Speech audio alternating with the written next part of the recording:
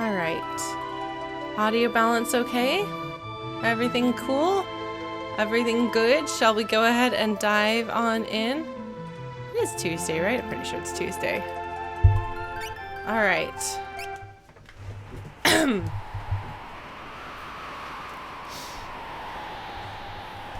Right, so last time we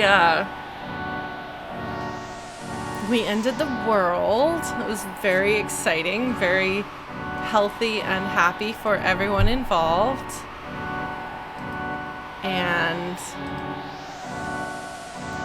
now we're having to deal with the aftermath of that. Oh man. So I have a few friends who are playing through this game right now, and they're all stuck in the Fanatic's Tower, which nobody likes. Can I just like go in here and shop? Hi, Blue Glass. I'm doing all right. You're like, oh, my party can't be dead because they're all here. Don't have Imaro or Gogo, and then we'll have a full, what's the word? What's the word? What I'm looking for? Full amount of, I don't know. Words are hard. Anyway, I don't think I need these, but I also just think it's funny that I'm like shopping while the Unforgiven plays. Oh my god, can I stay in the end here? I'm sorry, guys.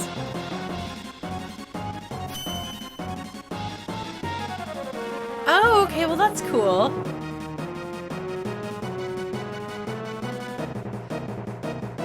Hello, everybody.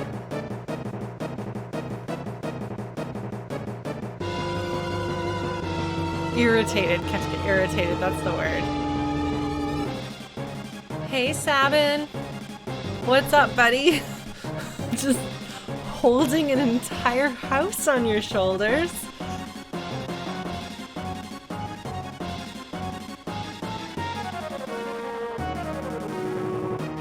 Get out on the hum. What does that even mean?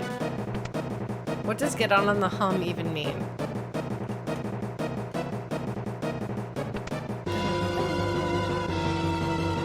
Monster in a box? No, okay.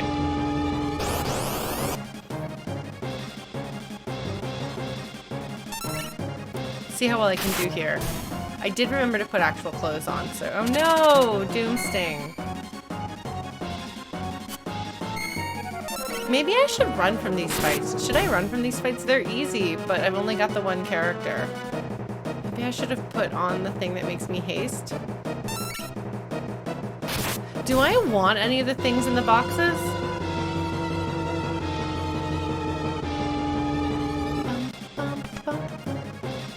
I assume this is a monster in a box. No, it's not. Okay, cool.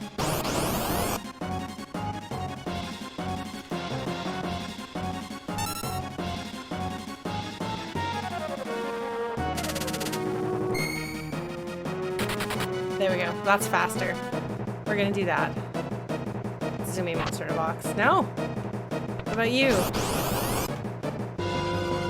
Hermit curves. Pum stalker. What even is a pum stalker?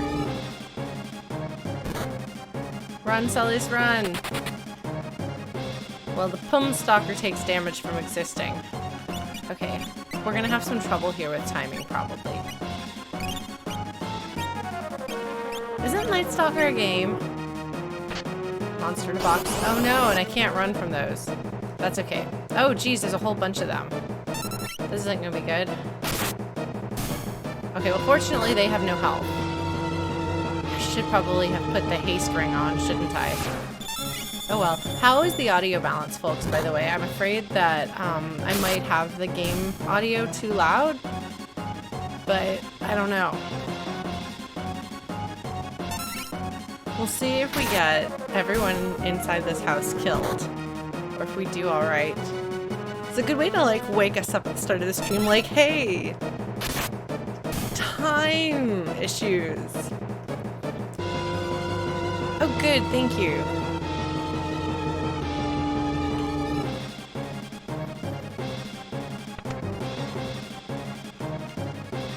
don't even remember which of the treasure chests are worth getting, if any. Run, Sully's, run! I play this song with my band, and those runs are kind of hard to play. Oh, did I even take... I didn't even take damage. I ran away before the damage. I don't know what a drainer is, other than... Oh, there's the child. Okay, so I guess we're doing okay time-wise.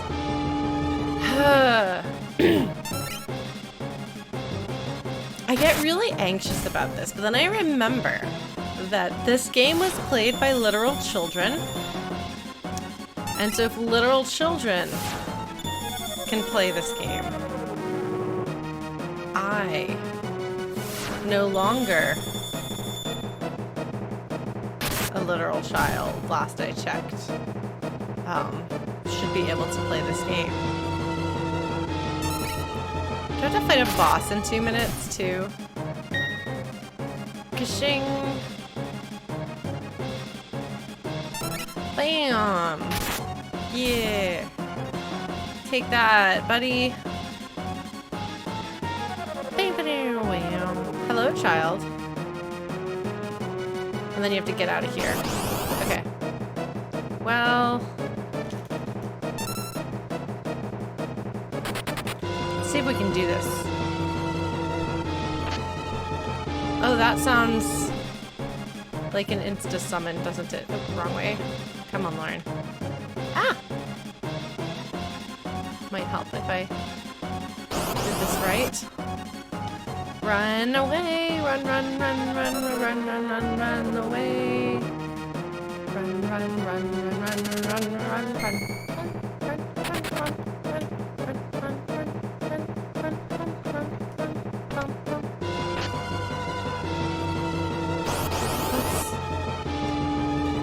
okay, this might be close.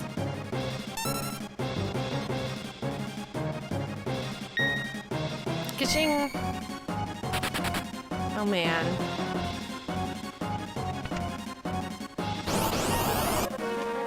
No! I'm not gonna fight you. No, we're good. We're good. We're fine. When have I ever healed? Never, ever. Why am... oh. Doors are hard, guys.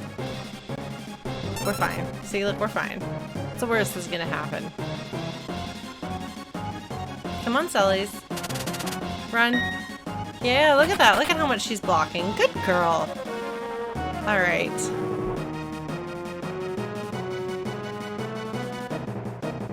Yeah, the door was, in fact, the final boss for me.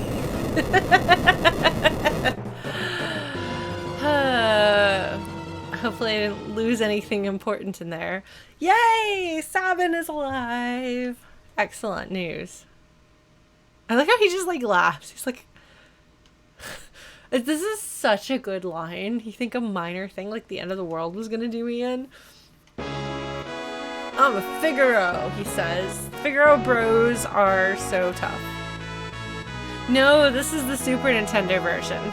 So it's got the original Ted Woolsey translation, no load times, but also none of those super cool 3D videos that they made for the PS1 version.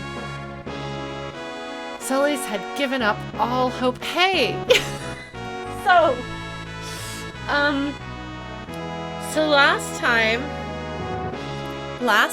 I mentioned, kind of as a joke, that I was gonna try writing some Final Fantasy VI fanfiction, because I'm a fiction writer with like a master's degree in fiction writing, and yet for the past 2.5 years or so I haven't been able to write fiction. So it was kind of like as like a joke, as a haha, I wonder if that would get me writing, and I was like, oh, that's dumb, don't be dumb, Lauren. Anyway, then Chrono, our mod, was talking to me a couple of days later, and he was like, hey Lauren, hey, just reminding you that thing you said about fanfic, and I was like, anyway, I've written 2,500 words, so the most writing I've done in a long time.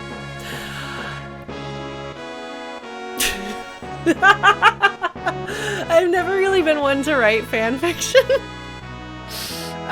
Which is like nothing against fan fiction. I have friends who write fanfic, and I've certainly read a fic in my life, but never really wrote it. But apparently that's what I needed in my life at this point right now, was to write the most melodramatic thing imaginable. It's gonna be fun. No, the PS1 version had more than just one CG cutscene. It also had a video called For the Lovers. You'll never guess why I, of all people, remember the video For the Lovers. Coincidentally, you'll never guess what the heart and soul of the fanfic I'm writing right now is. Back in the day, you couldn't find the For the Lovers video anywhere online, and I was like devastated because I really wanted to see it. Yeah, so there's the intro one, there's For the Lovers, and then there's something else. I get that joke. Anyway, so Sully's giving up all hope is kind of a thing, but then she gets hope. Everybody's alive. She's like, well, if Sabin, who is indestructible and built like a train, but is not the biggest brain of us all, is still alive despite holding up like collapsing buildings, probably everybody else made it. Hi, Chrono! We were just talking about you. Anyway, Sully's is like, no, I've actually got hope. It's all good. We smash Kefka. I'm pretty sure that is we'll kill Kefka, but we're not allowed to say that because Nintendo of America. Deliver peace unto the world. Unto. Solus is like, okay, yes. No, Chrono, it's not you. Sabin is the one who doesn't have the biggest brain. I was talking to him about fan fiction, and that's when we were talking about you. Well, Sabin's name in Japan is Mash, so Mash can smash.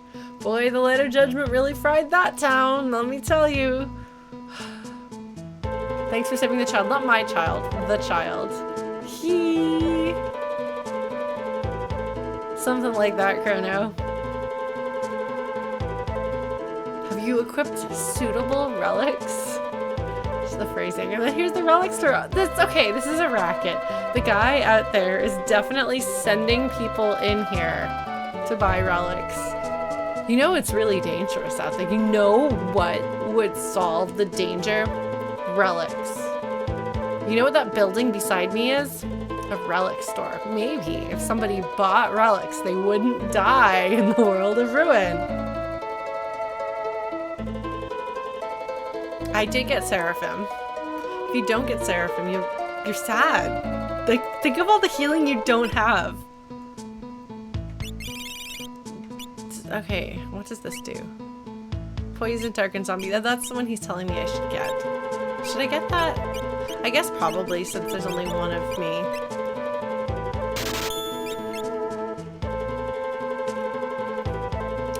Oh right, I have Sabin! I like opened up my menu and was like, wait, there's 2 characters now! What?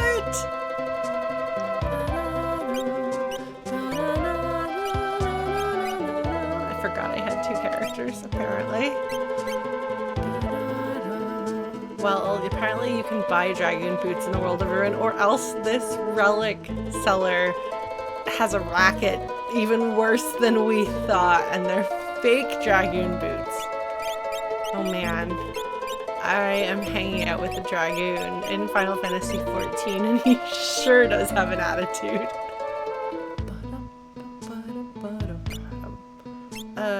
Fight and magic damage. There you go. Be the hero that we all need you to be. Apparently I'm in a goofy mood today. For no particular reason. So... although it actually doesn't really matter when you get 2 parties. Dark is useless. Poison, you just use heal.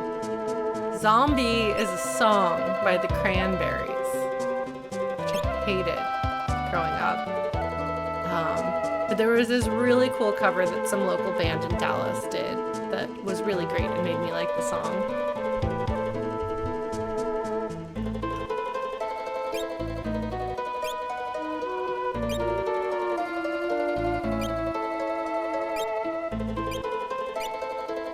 He really is the himbo of the party, which is good.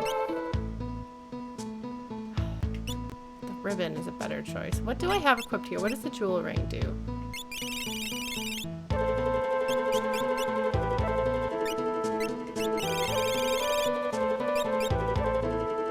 Oh, right. That was a bigger deal when I had only one party member. But now we're good.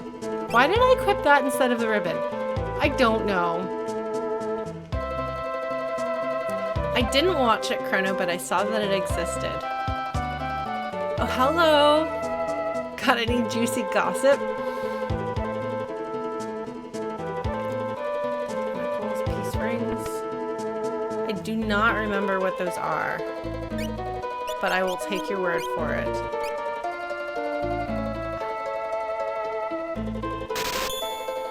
We didn't think about the ribbon at the end of last stream. Okay. Man, Celeste is so pretty.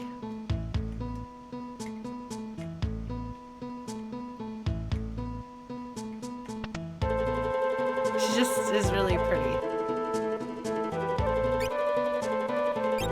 So I was writing about this, right? And I realized how strongly held my fanon is with my interpretation of the characters. I was like, oh wait, no, I know exactly what I'm doing with this. Turns out that having over 20 years of obsessive thinking about a game and drawing a lot of pictures, which involves thinking about the characters while you're drawing them, and also working on Project Esper. As much as it got canceled, we did a lot of thinking about it, and I did a lot of arguing with my teammates about my interpretation of the characters, trying to strong-arm everyone into following my personal canon, which is generally supported by the text, I'll have you know. I'm sorry. Apparently this is... You were right, Chrono. This is what I needed in my life. I want running shoes? Auto haste? Okay, that's good. I don't remember where to find the tentacles. Okay, that's right. We can walk on the Serpent Trench because everything is messed up.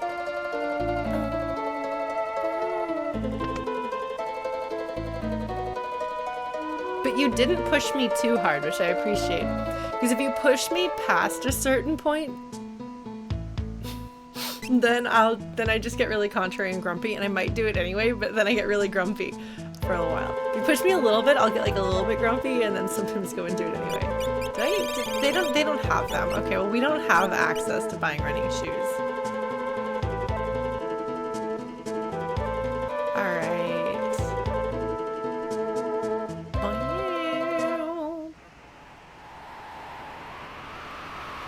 I thought about trying to do that one as a flute choir cover. Oh hey!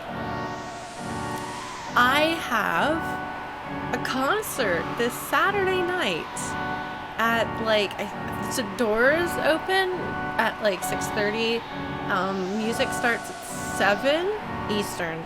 I'm going second, but they're shortish sets, so don't be late. And you'll want to hear the other acts anyway. It's a very different vibe from the last show that I did. Whereas that one was a lot of VGM stuff. This is more like original music with some comedy stuff in there. So hopefully it will be fun. I'm excited because it means I get to play a show even virtually with this extremely nice guy called Mark with a C, who I haven't played a show with in a long time. It's the organizer in Florida who's put together an event. But I will be playing video game music because that's what I do. And I am going to be playing a song or two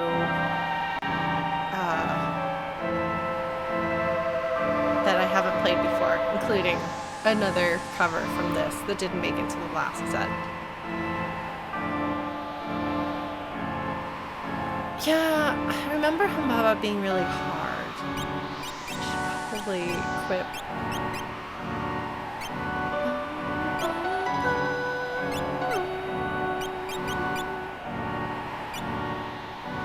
Oh, fun. I thought it was fun. Is it Fun Baba? Fun Baba?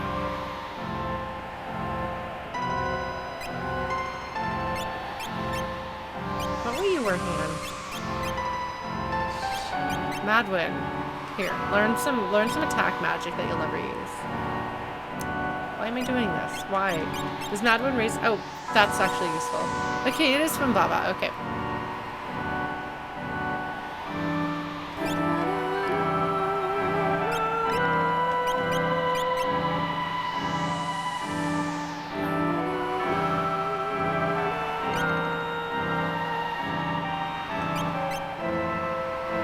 Bio is useful, we'll do that. Alright, so what are our options here? Oh, I forgot to heal Sully's. I mean, everything here is... It has been a while since I read Gilgamesh, but I did not read it in high school. I read it in college. T-Lash. Tongue Lash! I can figure that one out. Alright, I should probably heal Sully's.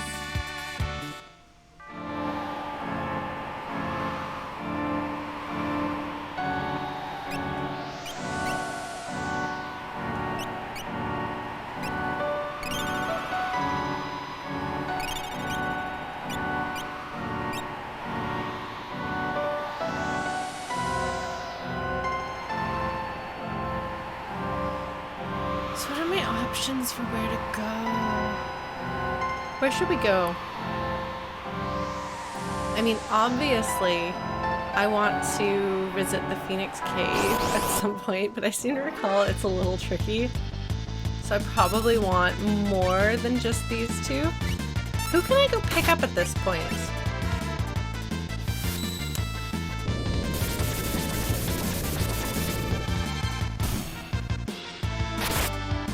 Bye-bye, bad guys! La, la, la, la, la.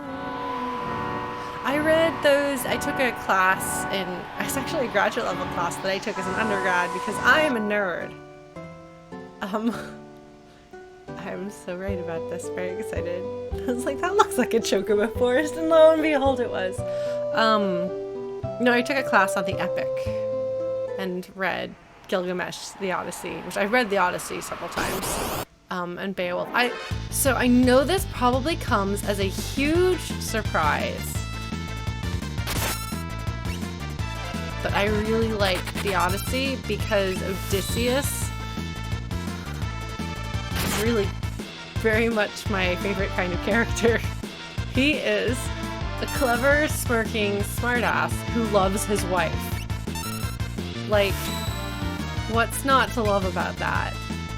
He talks his way into and out of trouble, which is one of my favorite things in a character. We're gonna Aura Bolt. Come on, Sabin. Why can't I ever Aura Bolt?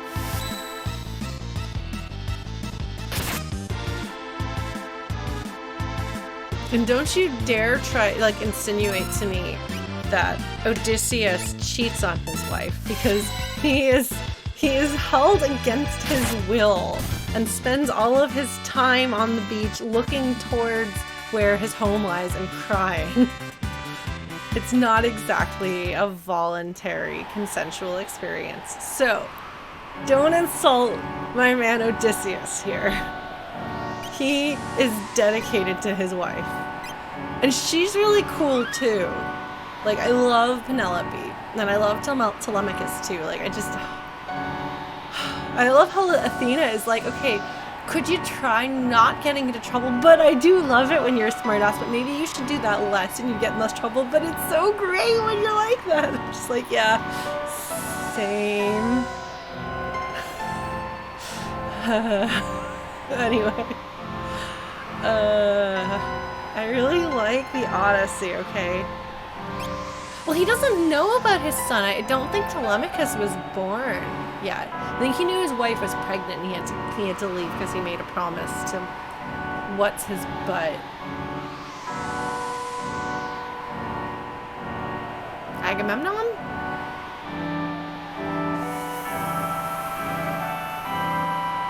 Is that the one I'm looking for? Yeah, no, Chrono he is. And Athena's like, yeah, you could do it anyway. I mean, no, don't do that.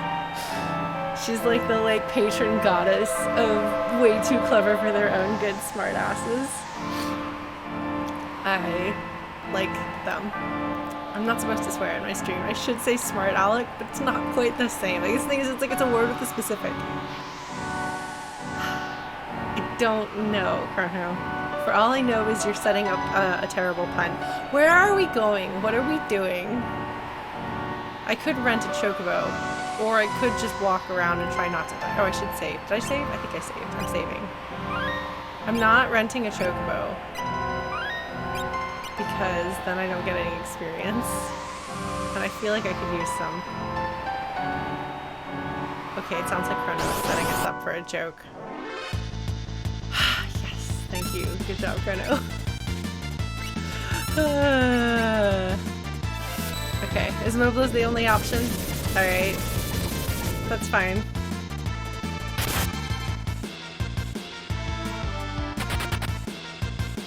I love how the bad guys are just like, never mind. This is not worth it. I'm like, yeah. No, fair. Same. I mean, everywhere is optional. You don't even have to get Sabin, right? No. Yeah, you have Celes, Edgar, and Setzer are the only ones you have to get. So where should we go? Should we go to Mobilis? Which direction is it even?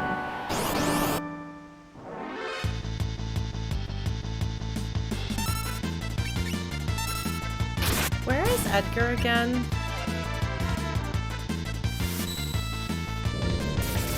Because Mobilis is where Tara becomes mom.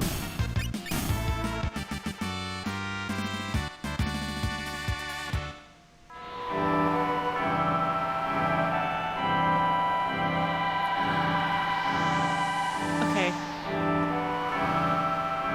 Where's the little bridge? Am I doing it wrong? Did I do it wrong? I bet I did it wrong. I bet I'm gonna get killed by fighting something too hard. Nope, we're good. Okay. God, why does this music never get old? Come on, Sabin. I know I went without you in my party for like 5 seconds, but how did I forget how to fire dance? Show us how to blitz, Sabin.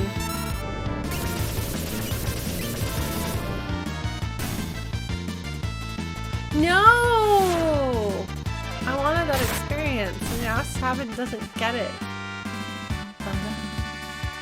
Well, that's okay, Celes got a level. Good job, Celes. I don't know if I'm going the right way. I bet I'm not. I should probably heal my party. I'm really bad about that. So, I appreciate the, like, gentle nudge. I think it was that Blue Glass who was like, don't forget to heal, Lauren. And I was like, oh. It went the wrong way. That's okay. That's fine. It's fine. We got this. We're good. Everything's good. Oops. I bet I didn't go all the way down with that. No, I did! I did hit the down button.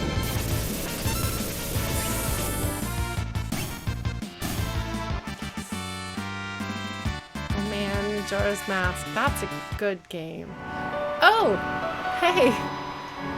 Guess who bought a Switch today?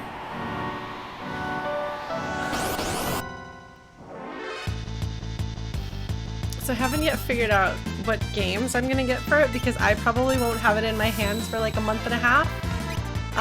But technically it's supposed to be arriving. I should probably have my party.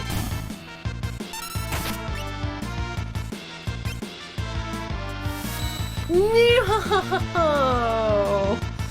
That's okay. Sully's will take care of business. That's her job. Well, so the thing is, Feistel, it's going to take about a week to get to my mom's house in Texas because I had to be within the U.S. So I bought it from American Best Buy. But I am located internationally, and packages have been traveling to me very slowly.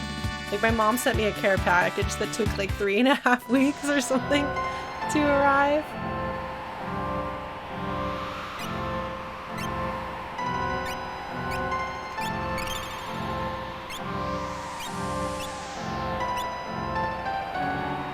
Because apparently the border is having some trouble, and Canada Post is having some trouble. The U.S. Postal Service is doing just fine, apparently. Yes, I got the fire dance right.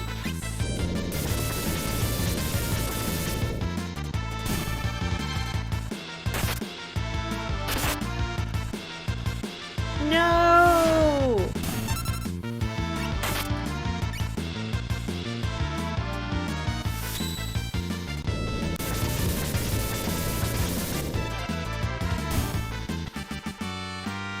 Well, yes, no, they're definitely having trouble financially, and we should all support the U.S. Postal Service, despite the government's efforts to defund it. But... Oh no, back attack. No, back attack. Run away!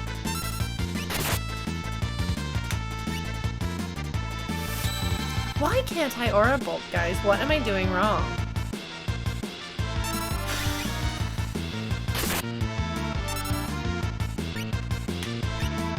Yes, a privatized... Oh, look at that. Okay. Maybe I was going too far up with the left. Maybe that's it. We're going to continue trying to experiment with this.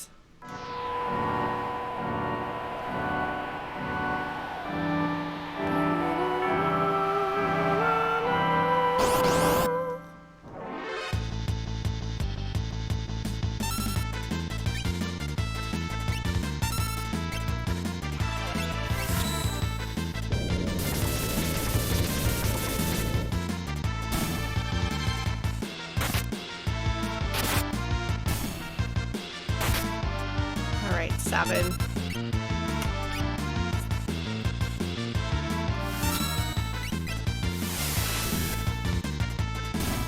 Oh yeah, no, it's very clear that the Postal Service is being unfairly, like completely unreasonably targeted, and they're attempting to heal. Healing is a good suggestion there. Thank you, Lucas. I'm good at video games. This is the right way, right? I think this is the right way. This looks like the Serpent Trench, doesn't it? This looks like the Serpent Trench. We're gonna go here. But yeah, they're not able to just directly defund it, or at least they haven't been. So instead, they've been working to sabotage it in a way that does nobody any good. But if the reason why they want to do it is because they want to privatize, like, at least I assume it's because they want to privatize it because their friends stand to make money off of it. Which, whenever anything happens in the US, and you're like, why is that? The answer is probably somebody stands to make money from it. So, and maybe that's the case in other countries too. I don't know. I haven't really studied corruption elsewhere. I love that there's just like pyramids.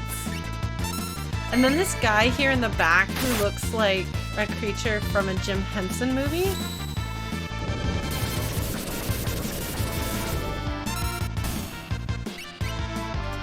And they just take damage for existing. Just like, this world is hard. Like, same, bro. Same.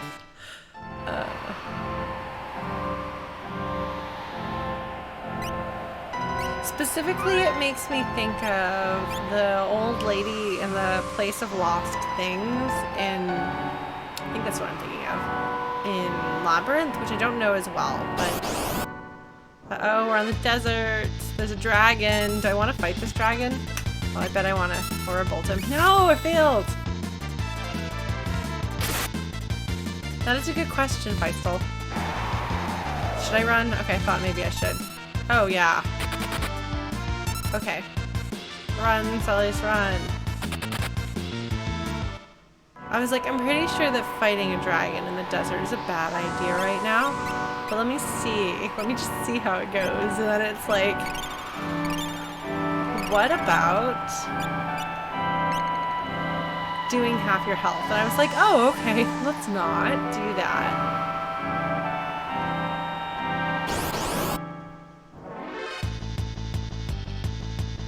Yeah, like, I don't think that I've seen anything with these designs before. So, lizards existed in one form or another, and plants existed in one form or another in the world of balance. So, but I think what we're seeing here is kind of like I'm taking a lot of damage.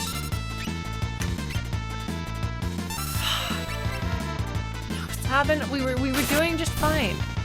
Oh well. It's all good. It's all fine. We're getting levels for learning things.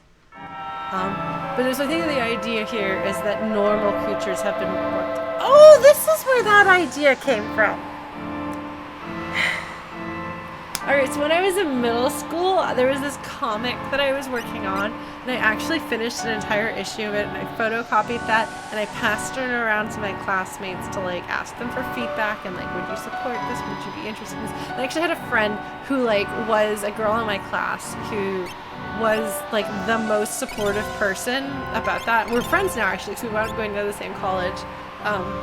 But she was just like, Lauren is going to be a cool person when she grows up because of this comic. But in the comic, like, the day starts normal. It's a bunch of high school kids, obviously, because high school kids.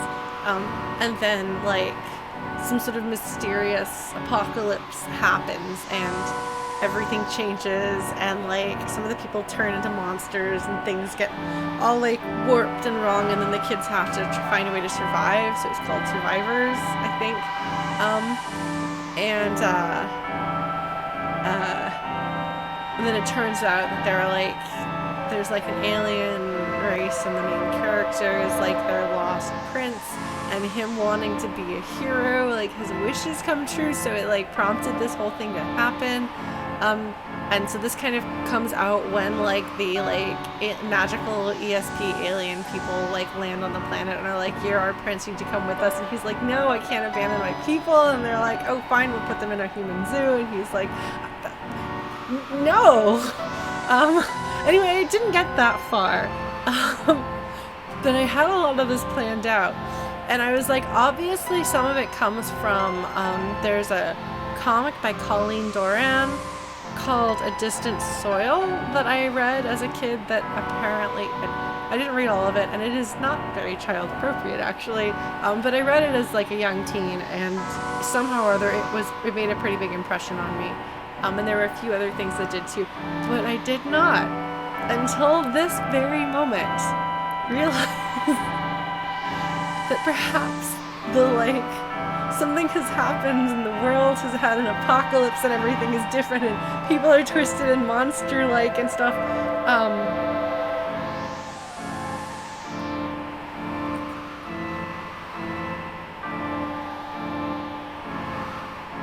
This is me pointing at the game.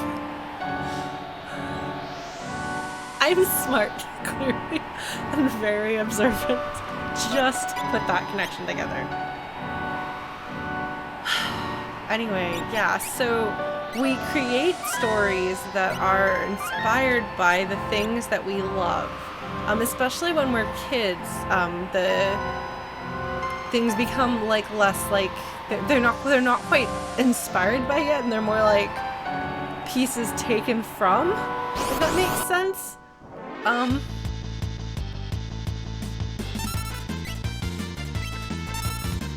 So there are things that I wrote that I later realized were heavily inspired by the single viewing in my childhood of The Dark Crystal.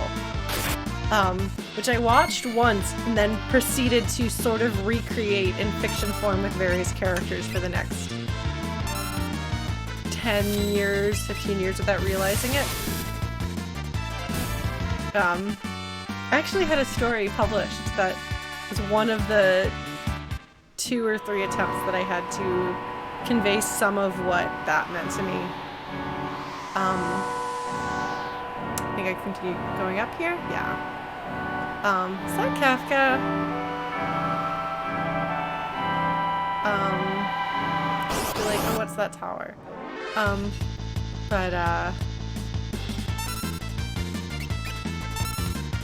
Oh, they're buggies! They're little buggies inside pyramids with electricity shooting out of the top.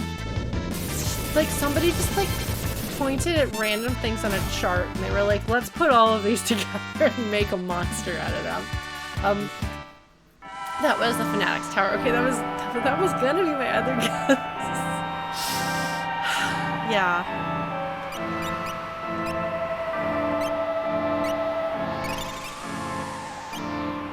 Oh man. The first thing I ever wrote was King's Quest 3 fanfic with my sister when I was 6 and she was 8. We didn't know what fanfiction was. That was a long time ago. Oh, I'm sorry to hear that, Chrono. That's a shame. Yeah, Vlugoth, that was my joke, was that was gonna be my other guess. Because there's 2 things. And the first one was not right. Yeah, I've known a few people who had somebody who said something that was discouraging to them, and it kind of threw them off writing for a really long time. And that's really sad to me. So it's part of why I always try to be encouraging of people. And if they really want feedback, like in a constructive, like how can I get better sort of way, if somebody is new especially, I might pick one thing to gently suggest they work on. But like, the last thing in the world I want is to be the reason why somebody quit writing. So I don't do that, which means sometimes not reading my friends' stories because I just don't want that to happen. Alright. Sure, switch to Shiva.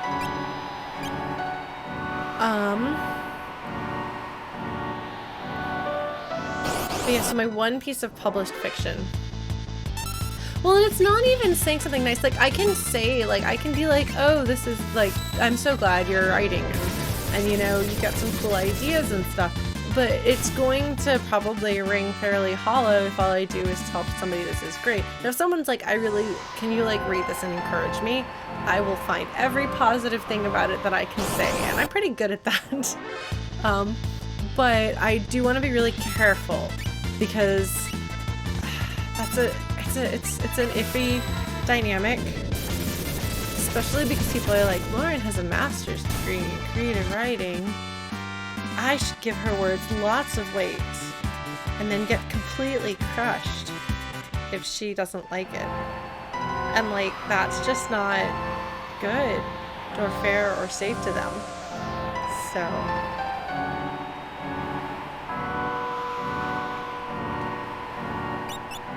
I take people's stories very seriously.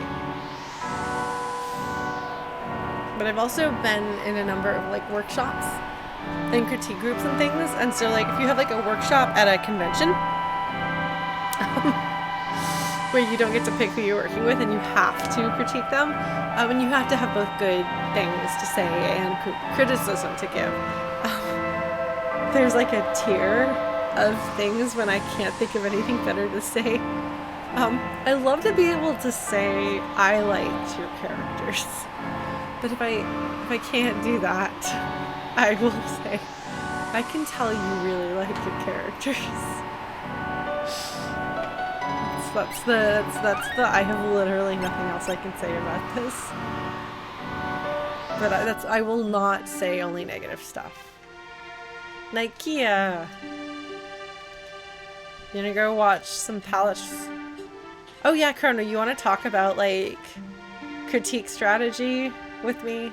I'm here for it. I have a lot of experience with that. I actually at one point wanted to be a creative writing instructor, and I did in fact lead a creative writing critique circle for a couple of years in Dallas, which is also the reason why I will never lead another critique circle again, because I did a bad job picking people for it, and I took everything responsible for everything on me while also not quite being comfortable. Basically, we had a toxic friend, and the toxic friend just spewed all sorts of toxicity all over the group, and then we had a looking for symbolism girl, and it's not a good, and somebody who was extremely sensitive and had a really hard time opening up. And then a bunch of other people, including one guy who wrote an openly misogynistic story and then was upset that we had objections. So anyway, yeah, so it's hard. And I think as a proper grown-up, I could probably do a better job putting together a critique group and leading one. But I have to get comfortable with that first. So we keep talking about doing that sort of thing with the Flutie Pies, having like a little writing circle, but I haven't done that. And again, I would be careful with that because I feel like I hold an unequal amount of authority that I take very seriously as like the community leader figure person. Hiding away from Kefka. I mean, aren't we all hiding away from Kefka? Except we're gonna go try to punch him. But right now, we don't have enough people to punch him effectively, so we too are hiding away. Unless Kefka really hates this old woman in particular, which I guess he could.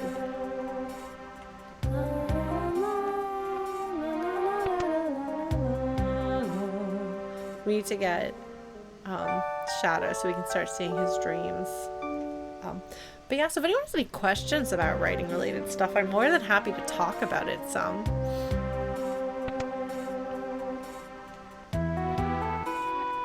Ooh, ooh, ooh. Truly the world is ruined when there is no elixir in the clock. Why is elixir in the clock a thing? Like, why is that the thing? Because it's the thing. It's definitely the thing.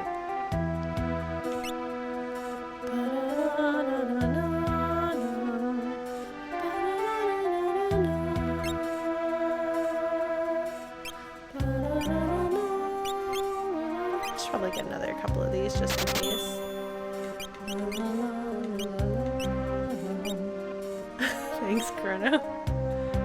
Man, I had some line that I said in a recent stream and then I was sad that nobody saved it, but I don't remember what it was, so. After the end of the world, I awoke all alone in Doma Castle. How'd you get there, buddy?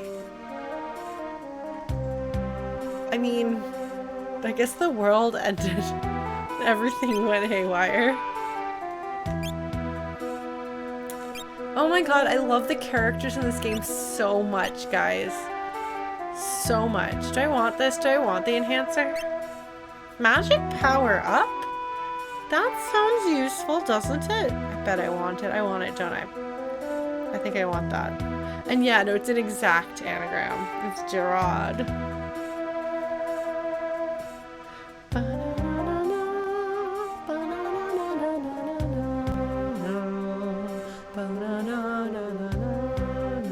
Okay, thanks, Blue Glass. This is why I'm like depending on you guys to save me from my own stupid decisions. The thieves are hanging out from at the coffee shop.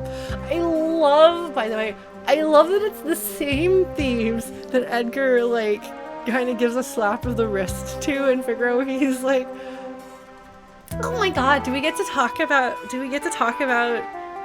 incarceration right now? Are we gonna do this? Are we gonna go there? Are we going to talk about the prison industrial complex? I'm not an expert on this subject, but I have been doing some reading and some research for a couple of years now and following people who are experts.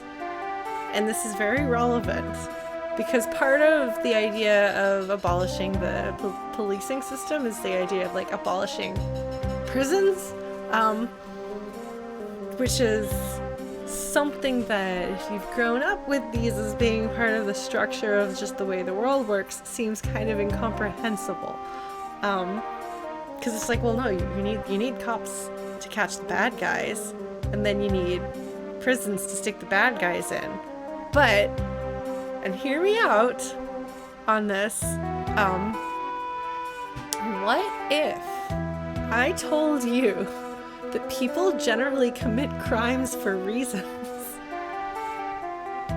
So perhaps if one were to address the reasons behind the crimes, there wouldn't be as many crimes because the problems that motivated people to do things wouldn't be there. Hey, Ampy, we're having real world talk. We're very serious right now. Now, I'm kind of joking about this a bit because I find sometimes joking about things can get people to listen and think about things in a way that not joking about them, but it's not actually funny. Like, it's actually really bad. And so you might say, like why are these, like, why is this such a thing? Like, okay, if because again and again and again and again and again, studies have shown that prison as punishment doesn't actually prevent crime. It's not. It's ineffective. It just doesn't work. If its job is to try to make people not do crime, then it fails at its job, and we know this because it has been shown without question to be the case. So one might ask, if we know for an indisputable scientific fact that the system as it is doesn't work, why do we still do it? Why don't we do things that make more or that are more effective so we can keep our people safe? Well, so you know how I was just saying when we were talking about the postal service, if you're like, why is this thing that's bad why is this thing that's bad happening, or this thing that's good not happening? That doesn't make any sense. You should look to see who's making money off of it. So, again, I'm not an expert, I'm not a historian, I'm not a political scientist, so if somebody here does have a better background or better understanding of the situation than me, please speak up. But as I understand it, the 13th Amendment, correct, abolished slavery in the US, except for people who have been imprisoned for crimes. And I'm laughing because it's a defense mechanism of mine when something is terrible, and it's also so absurd. It seems like it can't possibly be true, and yet it's basically free slave labor to have populations in prison. So like, it sounds like a crazy conspiracy theory, but if you look into it and you think about it as the people who own these things and make money off of these things have enough money to have power so they can make sure that these things continue happening.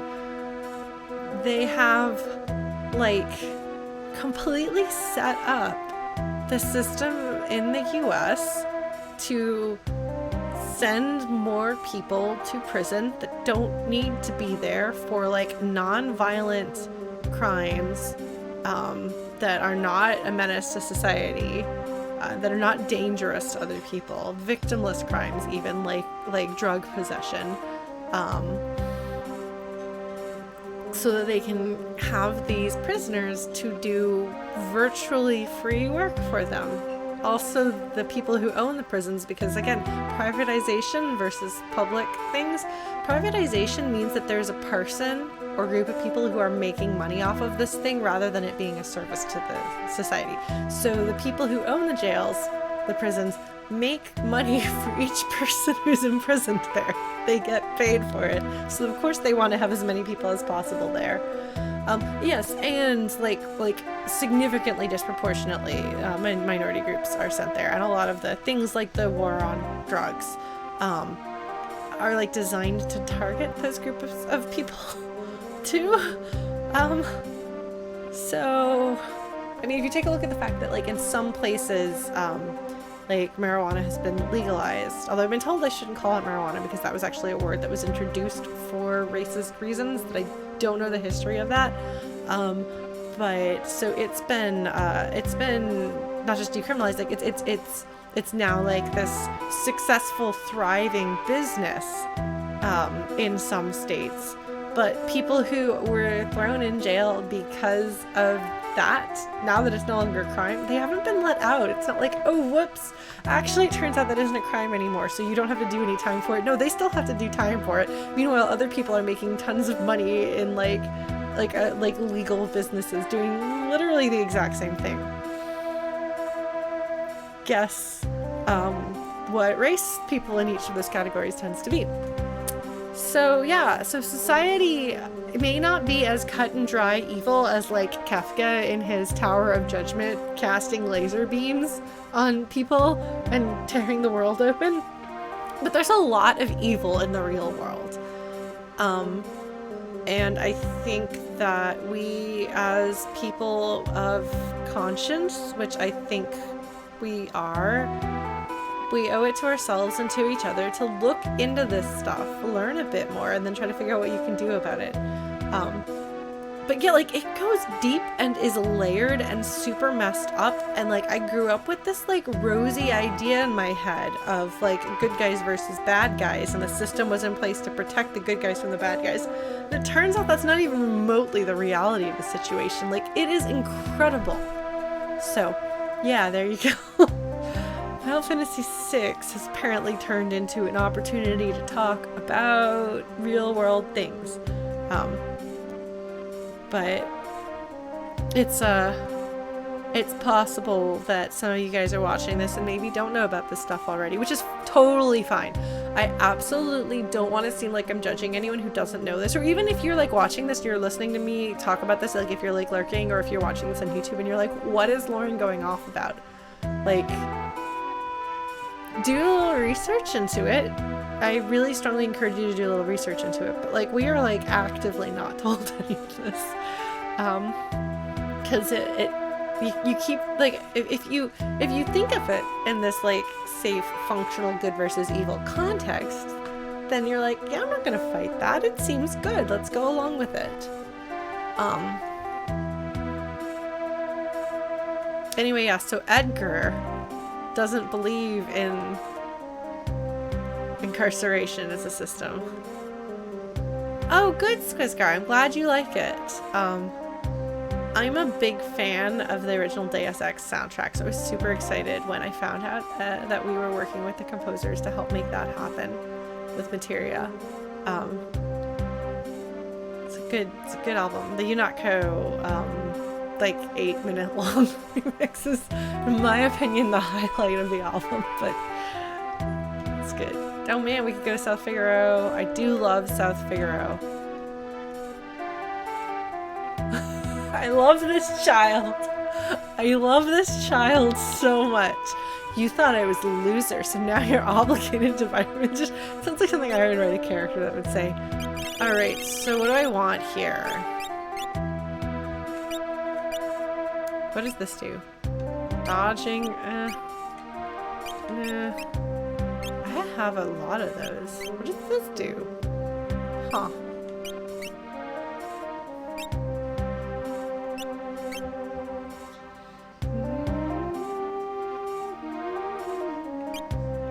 Zephyr Cape is actually pretty good. What does it do?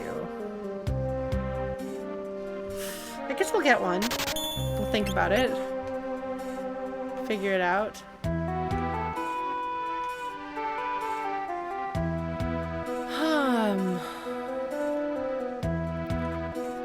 Man, remember when this was like the bustling town, the center of commerce?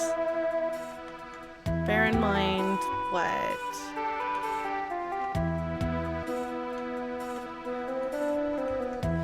Right, but I have so many accessories, and I also don't really care about accessorizing most of my team. I'm sorry, guys. I don't. Oh man, oh good, new gear. I need new gear. Maybe.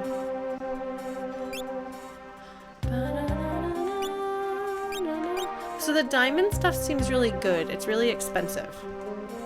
But I'm also taking a lot of damage out there.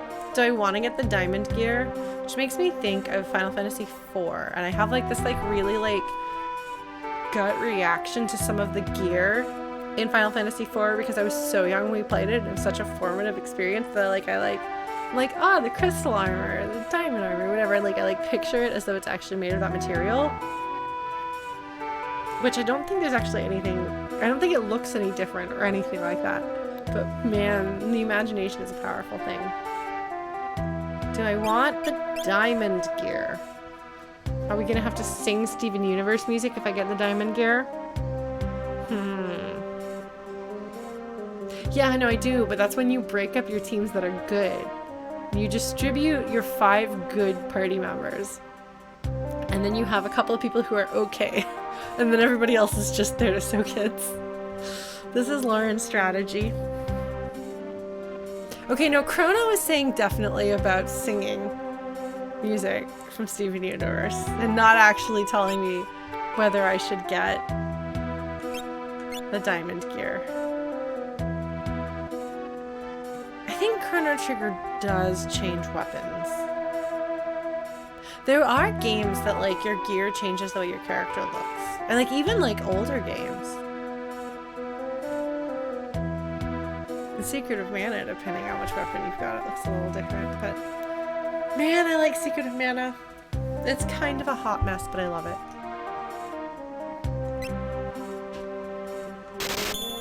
Yeah, so try to have 1 or 2 current characters per party. Because I usually wind up with 5 usable characters. And they are, surprisingly, the characters that are actually good. So, Celes, Terra, the Figaro brothers. And then Locke, because I love him. That makes 5. And then usually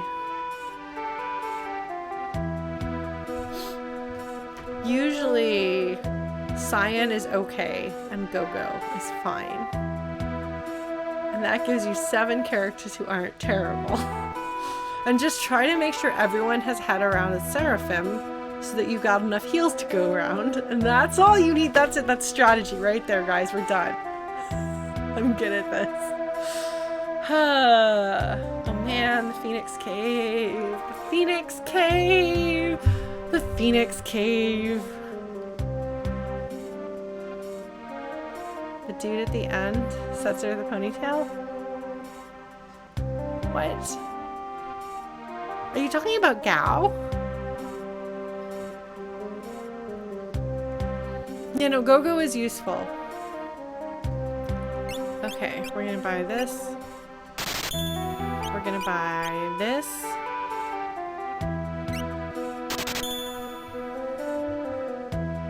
Yeah, see, like, I just never really worry about magic. I just bum rush everything.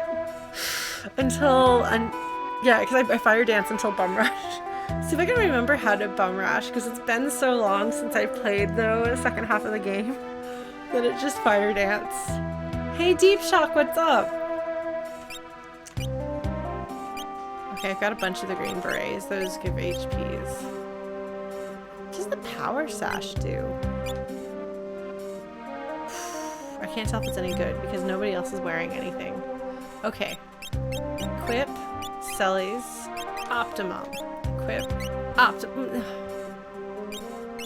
Oh yeah, no, Bum Rush and Fire Dance are both magic abilities, but you're not using spells, so.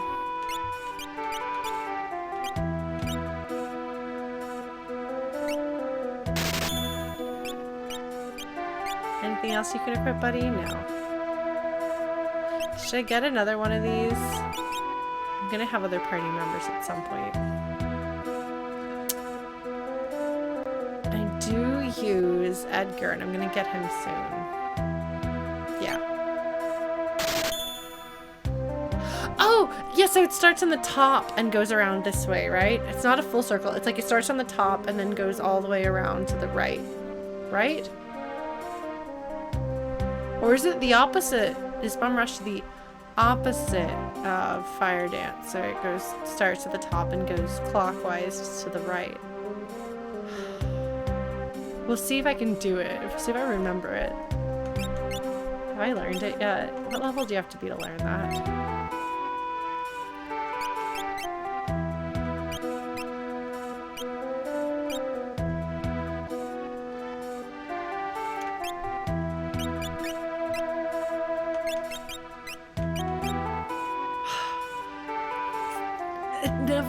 tells you this is the worst description of anything ever in a video game.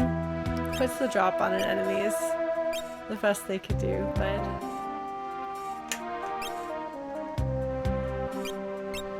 Oh, I get it from Duncan. Oh, okay. Fine. Alright, well, we've got some better gear. We're stuck. We're stuck, guys! Oh no! Okay, we got unstuck. That's the true final boss. Alright, shall we go hang out with some old friends? Hey buddies, what's up? Enter the castle. There's a secret cave that only we knows about.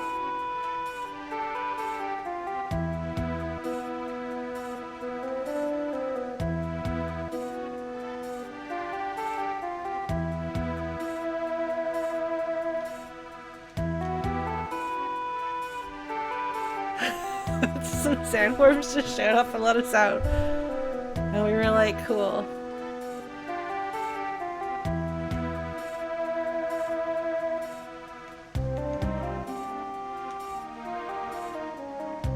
She's like, man, he is hot stuff. Yeah. Okay, so one of them left, which I think indicates that, yeah, now you can see him go. Look at that, they're all going. Haha. Who is this little, like, hyperactive child? Out of the way, I want to go talk to the hyperactive child. Hyperactive child! Hyperactive child, get him! Okay, alright. I guess it serves me right for, all of that. Alright. Time to set sail for South Figaro. I do love South Figaro. I really do. Okay, so it's interesting because I'm writing a bunch of these scenes because I have no interest in writing a sequel to the game. And I have like layers in my head. I'm just gonna talk about this. Do you guys mind if I just like ramble about this dumb fanfic that I'm writing? I'm not gonna like talk at it too much, so much as that it's interesting because I have, again, like, what, 25 years worth of this game existing in my head. And so playing the game at an age when I visualized things as though I were there, and then I played through the game multiple times since then, including recently. I have drawn a number of the scenes. I have written out one fanfic. So what I'm writing right now is basically version 2.0 of that, or really probably more like 25.0. Where in that case it was just I picked a few specific Locke and Sully's centric scenes, took the dialogue from the game, and then wrote some prose around them. It was not super long. I think I finished it. I don't know where it is. I have it on some external hard drive somewhere from high school, but I've gotten a bit better as a writer since then. But the general idea is the same, where it's Locke and Sully's are naturally the focus. I bet that's a shock to everyone. But it like has those scenes that are key, and I'm kind of writing them sort of mostly in order, kind of, but like with like a bit of a frame. And because of the way that I write fiction, I just kind of bounce from scene to scene to scene when I'm like, oh, I have like 5 paragraphs that need to get written about this one thing, 3 lines of dialogue to put over that other thing, just kind of like bouncing all over the place, which again, I'm sure is a shock to everyone who's ever watched me stream. What? Lauren? Bounce all over the place? Never! But I know, right? Umaro, the obvious choice, the one character that I think should not be in the game. We do actually have someone who really likes Umaro on our Discord server, so I shouldn't be mean about Umaro, but anyway, yeah, so I've been working through part of the scene in South Figaro where they meet, and like, I realized in my head I've been there. In my head, I know what that place looks like. I know exactly what happens and all of the little details of things. Like, I was writing stuff and I'm like, oh, I've written this before. This is how it is in my head. And you know all the stuff that I've been talking about this whole playthrough where I'm talking about Sully's and how she's really like the MVP of the story and how it's Sully's story and she's super cool. Well, but I do actually have part of it from Locke's perspective too. And I was like, oh, this is my interpretation of Locke. Oh, I love them so much. Yeah.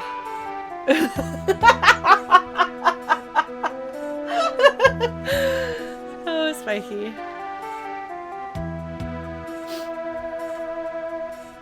Yeah, well, like, I don't know what the Inheritors is, Commodore, but I bet that's a funny thing.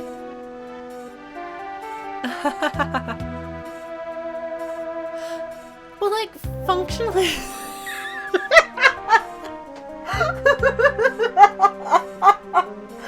Oh, that's a layered joke. A layered joke.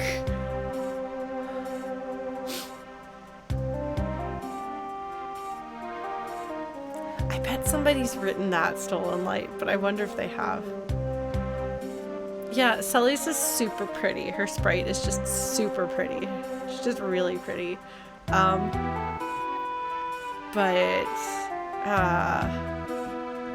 Yeah. The true deepest love tomorrow is Katie Washington. Our Lady of Never Losing Children. Our Lady of Lost Children. Oh.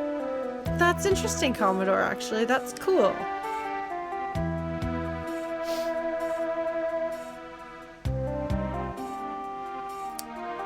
Wonder if I have heard of that and then forgot about it, which, like, a lot of things fall out of my brain and have fallen out of my brain over the years. What was I saying? Where was I? Speaking of things falling out of my brain.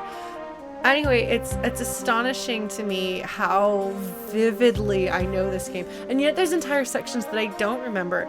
And part of that is the world of Ruin. So I'm like, yeah, I'm gonna get through the world of Ruin. You'll be glad to know that I've written parts of the Phoenix Cave, or sections of the Phoenix Cave, and when I envision the Phoenix Cave, actually, the way I've been thinking about it and writing about it, it's more like a location from Dark Souls. And there's like super like action scenes. It's great. It's actually great, but you guys all say the same thing they do. I like to imagine them all saying that in sync. It belongs to the Crimson Robbers. Well, I'm gonna just get on the boat. I'm hiding. How do I progress the story?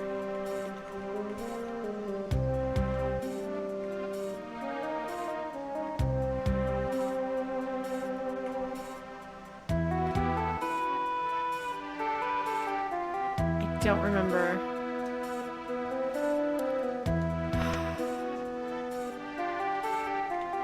Yeah, I just have to go find Edgar. Where are you? Edgar, get your butt over here. Jeez, buddy. Your ship's gonna... Oh, there you are. Hello. She's like, Edgar, you like dyed your hair and changed your clothes. But I know you.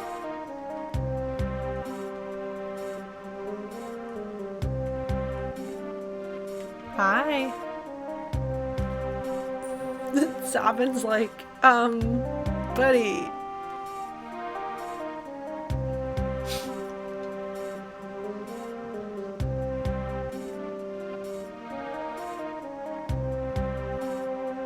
She's like, dude. And he's like, oh.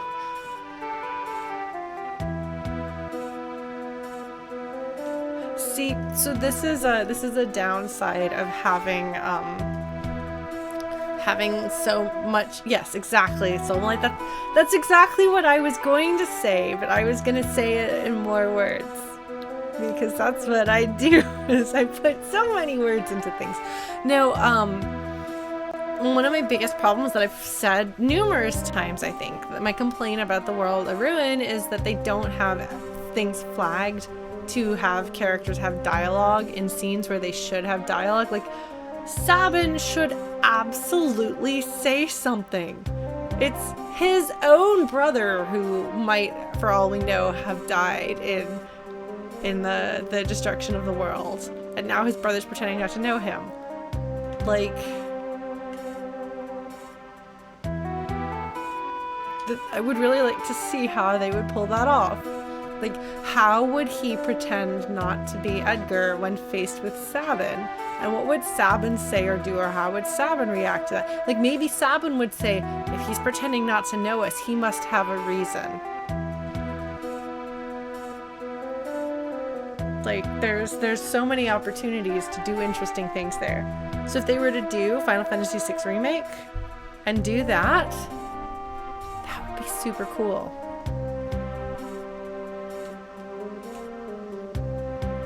Go, do we ever? Solis is like, okay, we're gonna do this. We're gonna hide on this ship. We're hiding on the ship. Bling, bling, bling, bling, bling, bling, bling, bling, bling.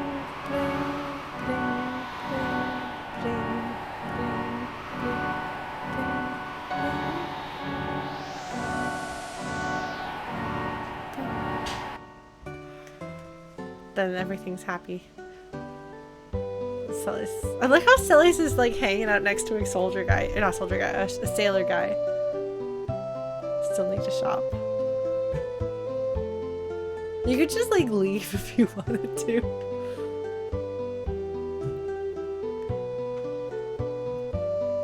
The world map music changing at all is pretty cool. Although Breath of Fire did that multiple times. Breath of Fire has like multiple overworlds and battle themes and stuff that change depending on where you are in the story, which is cool.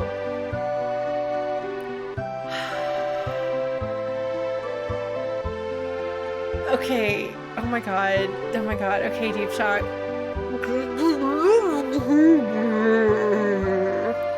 So I'm a fangirl for these characters. And I'm pouring every single bit of fangirling into this fanfic. Like, everything about my interpretation of Sully's, everything about my interpretation about Locke for 25 years, given form in text.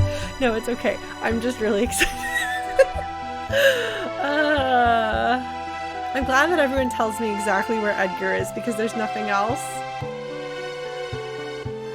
Breath of Fire has flaws, but...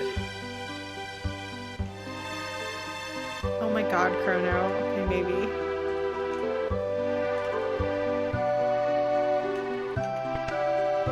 It's probably gonna be 10,000 words by the time it's done. Maybe.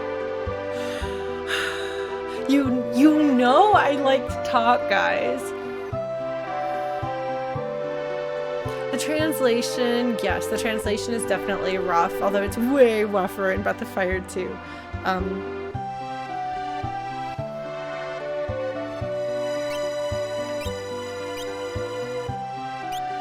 Anything else I need here? No, we're doing alright. What does this do? Oh.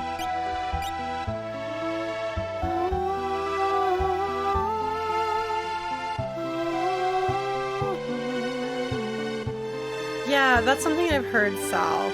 Oh, running shoes. Okay, thank you. I'm glad that there's other people are keeping track of these things because I'm not.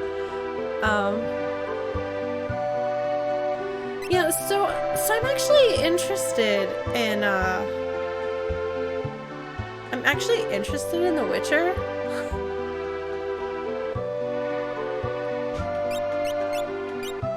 Oh, but I have 3 pairs of running shoes. Do I need another one?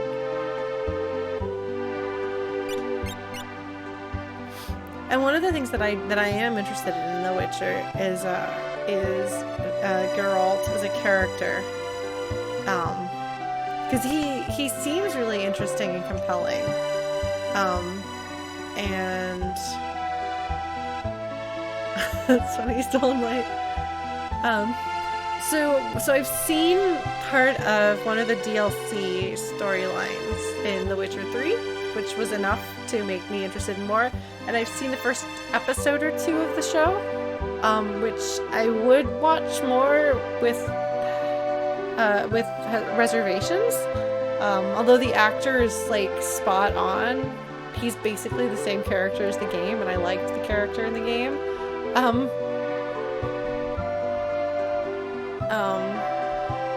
But yeah, there's some interesting characterization there. That would be an interesting one to stream, though. I would have to. It would be like when I tried streaming Valhalla. I was like, oh, this would be a content warning sort of thing. Except Valhalla went places that I don't want to go, and The Witcher probably would, but in different ways. That's funny, Squizgo.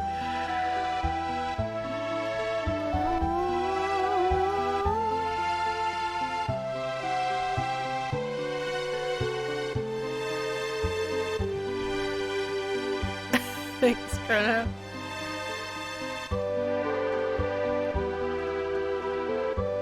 See, Edgar is so committed to getting back to his kingdom. Because he's a good king, okay? I think that Edgar is a good king for them. I know I've said this stuff to you guys before, but I'm gonna say it to you again. Had an accident?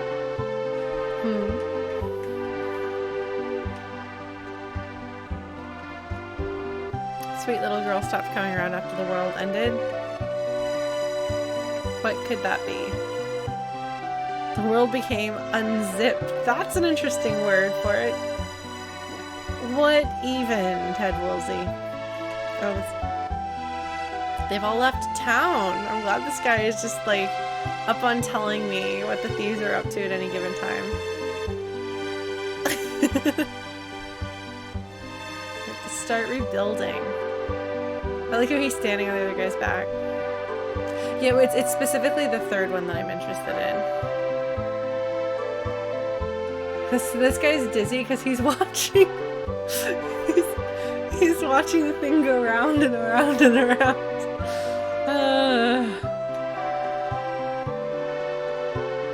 Yeah, that's why I love this place. Let's go visit his wife. She's over here.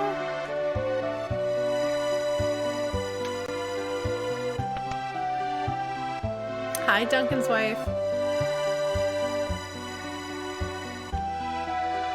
So, South Figaro is my favorite place.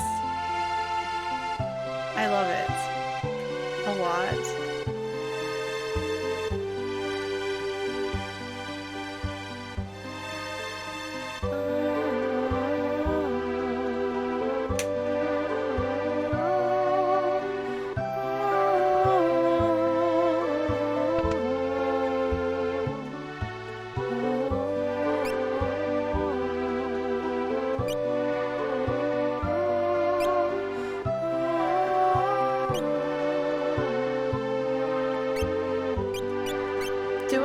This, it seems really good, but it's really expensive. I just asked you and you said save your money, Lauren. So I'm gonna ask you again, do I want it? Because I kind of want to just buy it.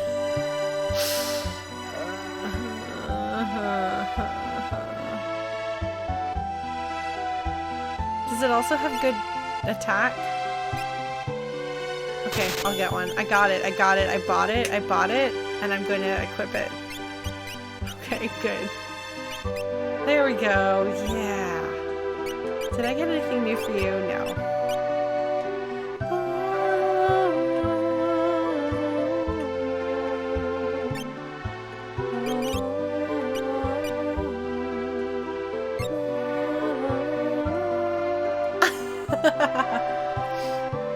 It's funny, stolen light.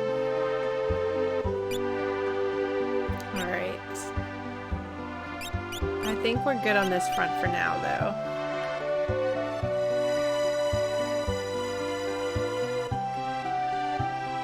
You notice how South Figaro doesn't get the everything got wrecked music? Like, because South Figaro's spirit did not get crushed. South Figaro, like, I feel like the character of South Figaro is no, not you. Where are you? It's a kid. Where's the kid? The kid.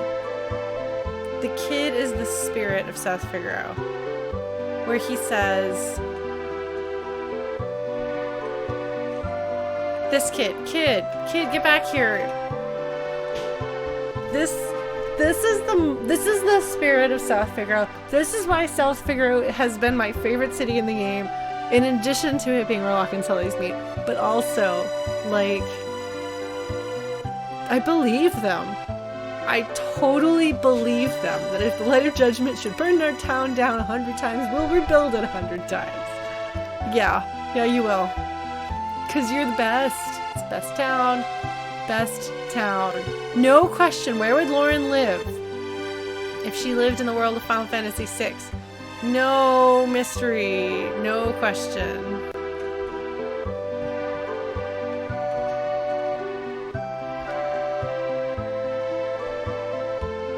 Well, that's good. I'm glad to know that your grandkid's alive.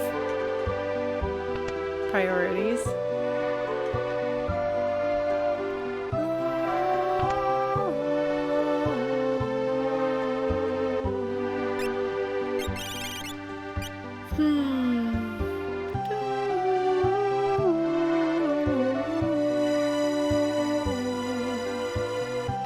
Oh, I gotta get down there.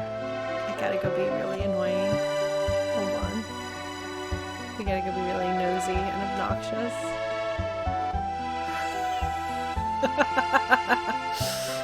I'm a nosy and obnoxious person.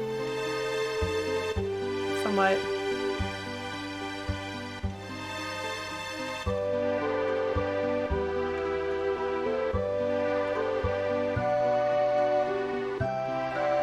Like, I have no idea. I mean, I guess she's pregnant and he's either excited or not excited. I'm not sure because the translation is really unclear. You know? That happens. Alright. So we can go back through the cave, I believe.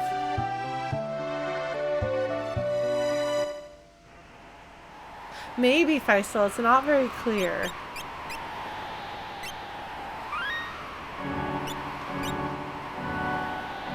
Alright.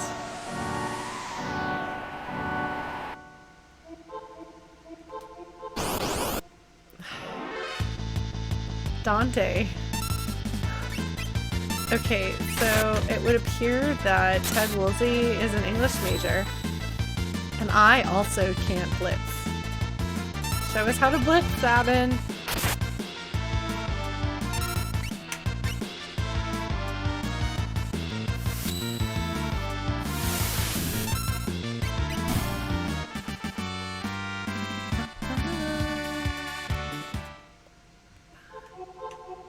Hello, friend.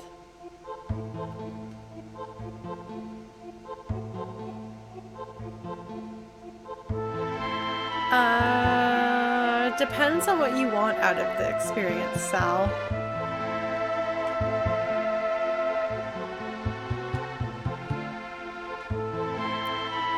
So the translation, I described Ted Woolsey's translations as idiosyncratic because they are their own thing. They have their own, like, whereas I think that the Game Boy Advance free translation is good. It's probably a bit more coherent and has less weird stuff and is allowed to say dead. But yes, also Kefka is an interesting character instead of not. Hi, Dante.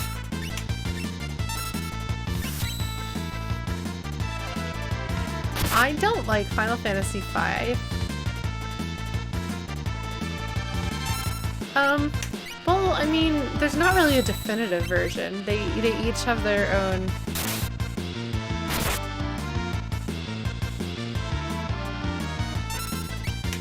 So if you're like, I want to have an experience with the, like if you're like, I want to play the version with the most fleshed out translation, then no, a Ted Woolsey translation is not going to be what you want. I was actually on it Blue Glass for once, but thank you for reminding me.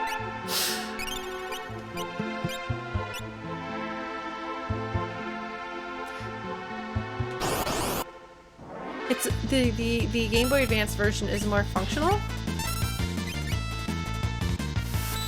I did save before coming in.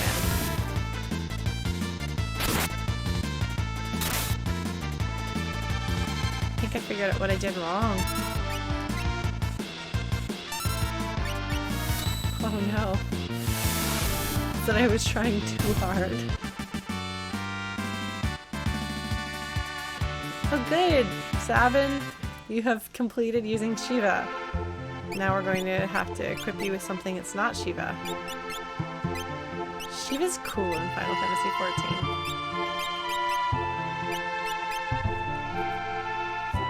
I know Chrono. I figured out what I was doing wrong all that time.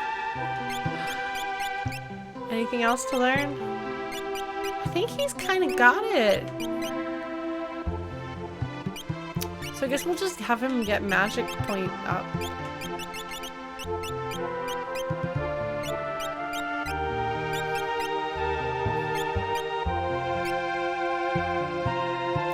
I was trying too hard to go.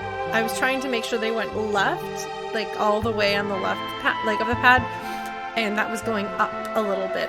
So I just don't go the full quarter circle. It's fine. Are Rasp and Osmos useful? Am I ever going to use them? Because if I'm not, then I'm just going to give him magic power up at level. And just let him sit with either that or HP up. Do I want Osmos?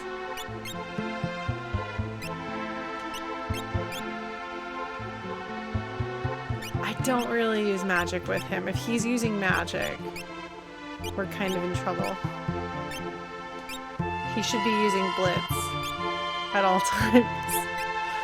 Alright, how are you doing? Doom. I don't know that I need Doom. But HP is useful. Is there anything else I need or want? All Blitz always. See, Corey knows what's going on here. Do I want this stuff with her?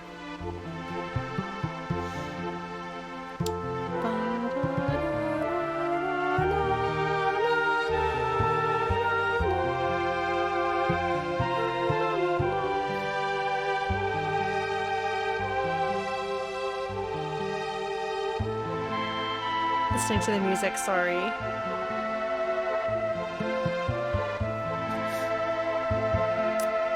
I mean, I guess we might as well.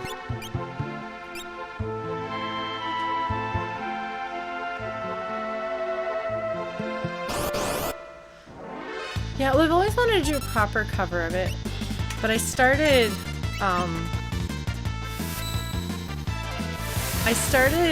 did a version of it with my flute choir. Uh-oh, that doesn't sound good. My flute choir album that I'm going to eventually put out at some point in the future.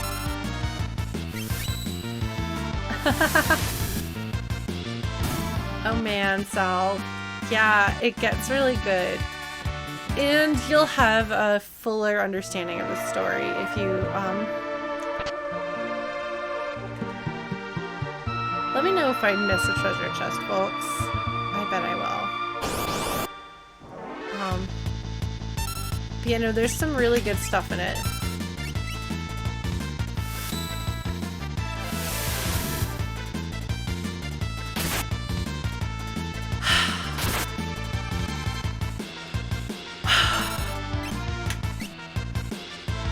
Okay, well that's good. I'm glad to know that sometimes I will still fail at Aura Vault.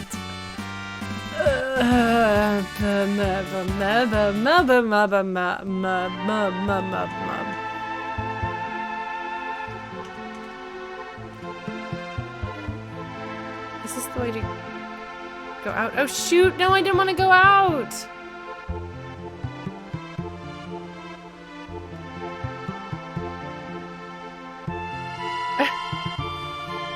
See, stolen light. That is fitting with the sentiment of South Figure in general. Is hope and new life and things still going and not giving in despite Kefka's overwhelming megalomaniacal insanity.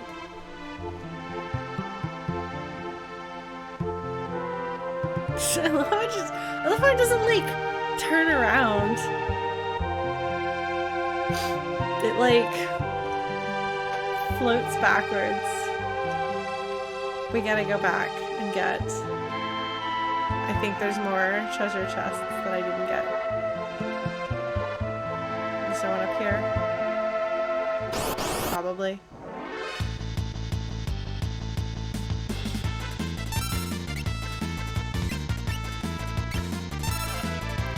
Power through threads or the day after? What do you mean? By threads. Oh, I should probably heal Sabin, shouldn't I? Oh.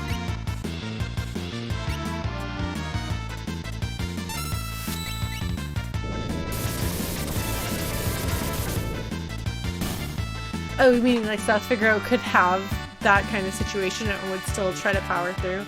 Yeah, they're pretty great. I like them. Why are you not the one that is curing the party, Sabin? I don't know. We're working on it.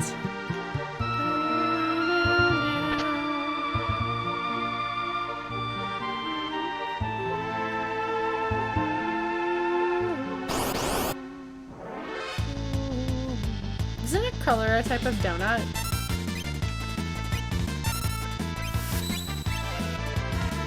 That thing's really uncomfortable looking. Oh no!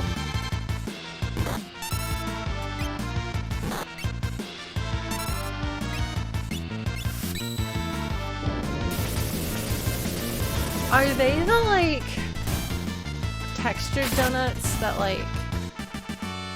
Yeah, I think they are. Man, now I want donuts. So earlier today someone was talking about cinnamon rolls and I wanted cinnamon rolls. So clearly breakfast pastries are in my future.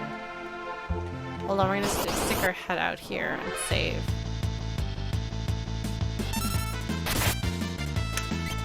Right, I need to heal. No, Sabin! I just got better at it. You're supposed to show that. Yes, Ripley, there you go. I couldn't think of a good way to describe the texture. No!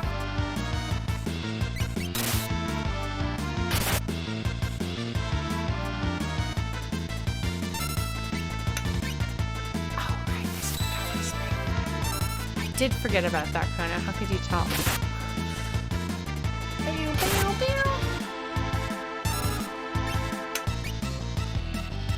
It might help if I had 2 party members right now. You know.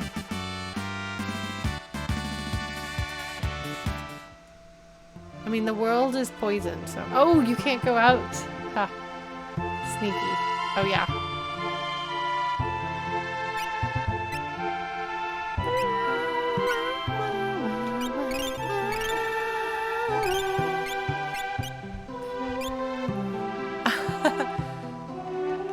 That's funny, Chrono. I appreciate that.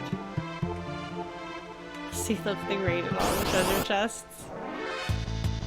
Humpty Dumpty. Did you sit on a log? Sit on a wall, rather?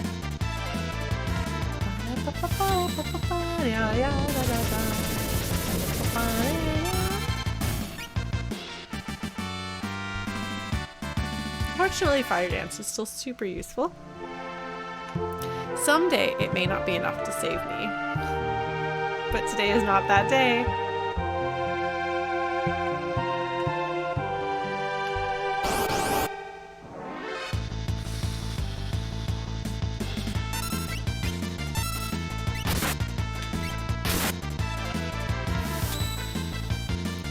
Okay, so apparently the thing with the aura bolts.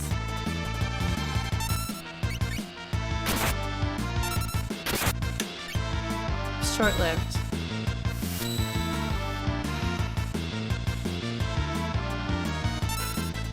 Okay, well, I fully intend to keep leveling Sabin's magic stats, so we're good.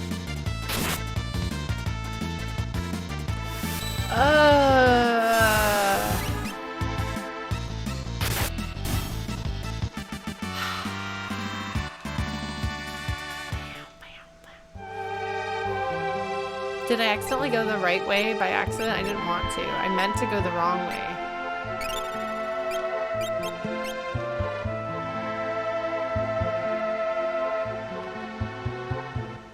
Shoot! Okay. I did accidentally go the right way while trying to go the wrong way. Well, we're gonna go the other way to get stuff. Sorry, Sabin. Okay, well, maybe I won't apologize to you for raiding your home castle's basement. Basement castle, castle basement. Okay, he's gonna set some things on fire with yes, magical flaming Sabins. So according to character information, Sabin does not like women. Uh-oh. So he says on the hum, let's go. Is that all of what's here? And then I guess I'm gonna fight him or something? I don't remember. Siegfried is not. I do not remember Siegfried very well.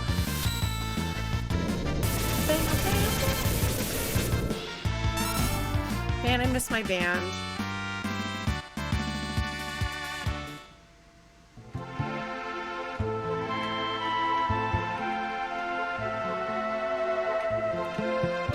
Okay, so I guess that's the entirety of the thing, and I guess I'm just fighting more dudes here. Well, that's fine. I'm fine with levels. Hopefully I'll get levels for this. That won't count. Nope, did it wrong. Okay, I do not understand.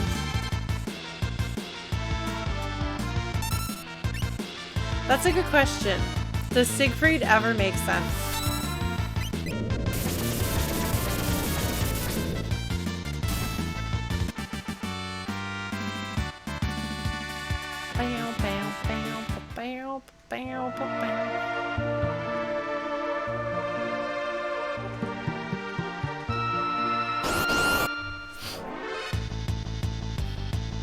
Donut time!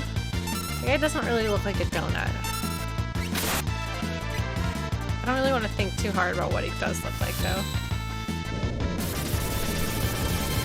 It's weird for them to have an unfinished side quest, given that apparently, like, the entire existence of the World of Ruin is because they were so ahead of schedule. They were like, what if we doubled the length of the game?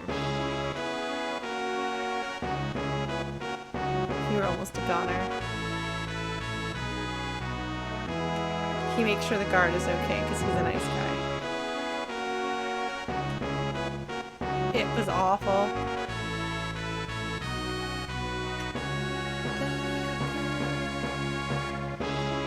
Edgar's trying to do a lot because he's gonna make sure his people are okay, right?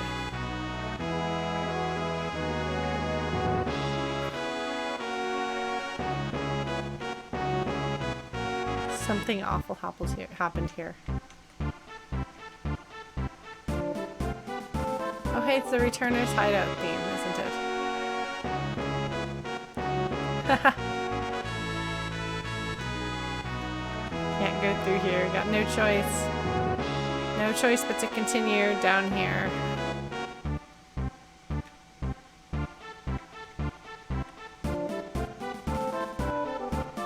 I kind of want to play Pyre.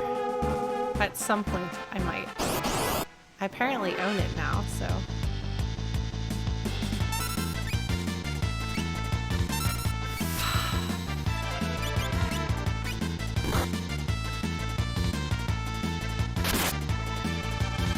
Oh no, this is gonna end badly for me.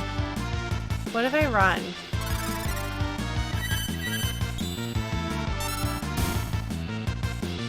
Uh-oh. I don't really want my party to die because of Sabin being that. Yeah, Moth Dude, that would be my experience as well.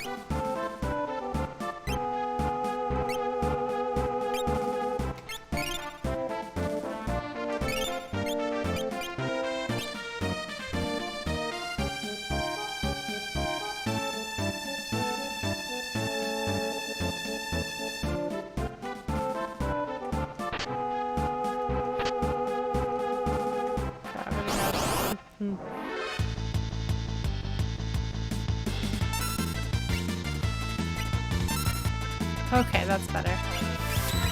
That should take care of most of them.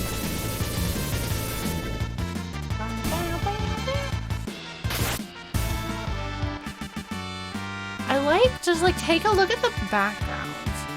Because this is like, I think, custom drawn background for this area. I don't think I've seen this anywhere else.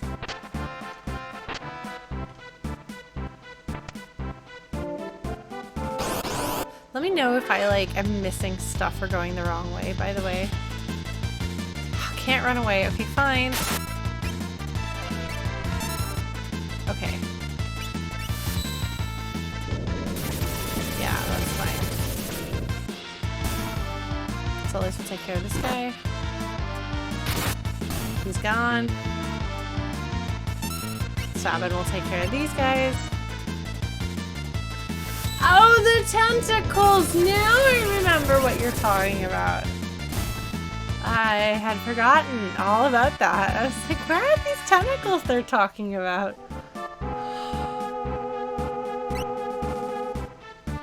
Do I want to go up here, or do I want to go through the double doors for not going where I'm supposed to go?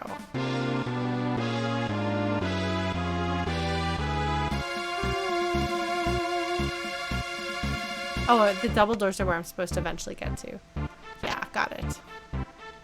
Excellent, good.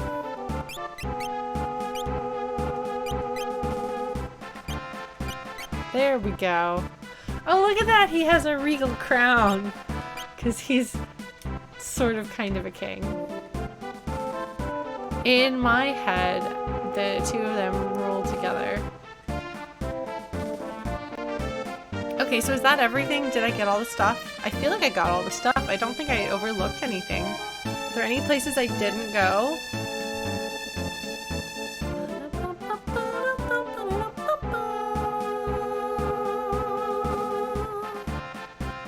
Yes, this is the opportunity to get every bit of backseating out of your system. And we don't have to worry at all about spoilers.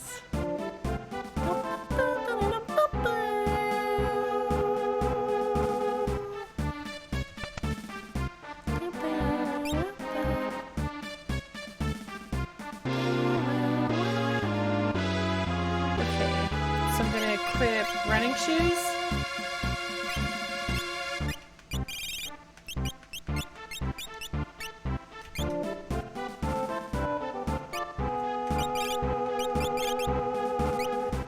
We're gonna go a little bit more slowly here, but it's fine. There should be a save point, shouldn't there? This is a long time without a save point.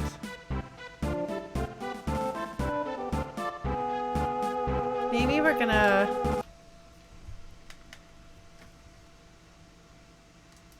just in case. Okay. Beauty of an emulator. So are those supposed to be tentacles running all over the machines? Because they kind of look like fire. Here's the problem.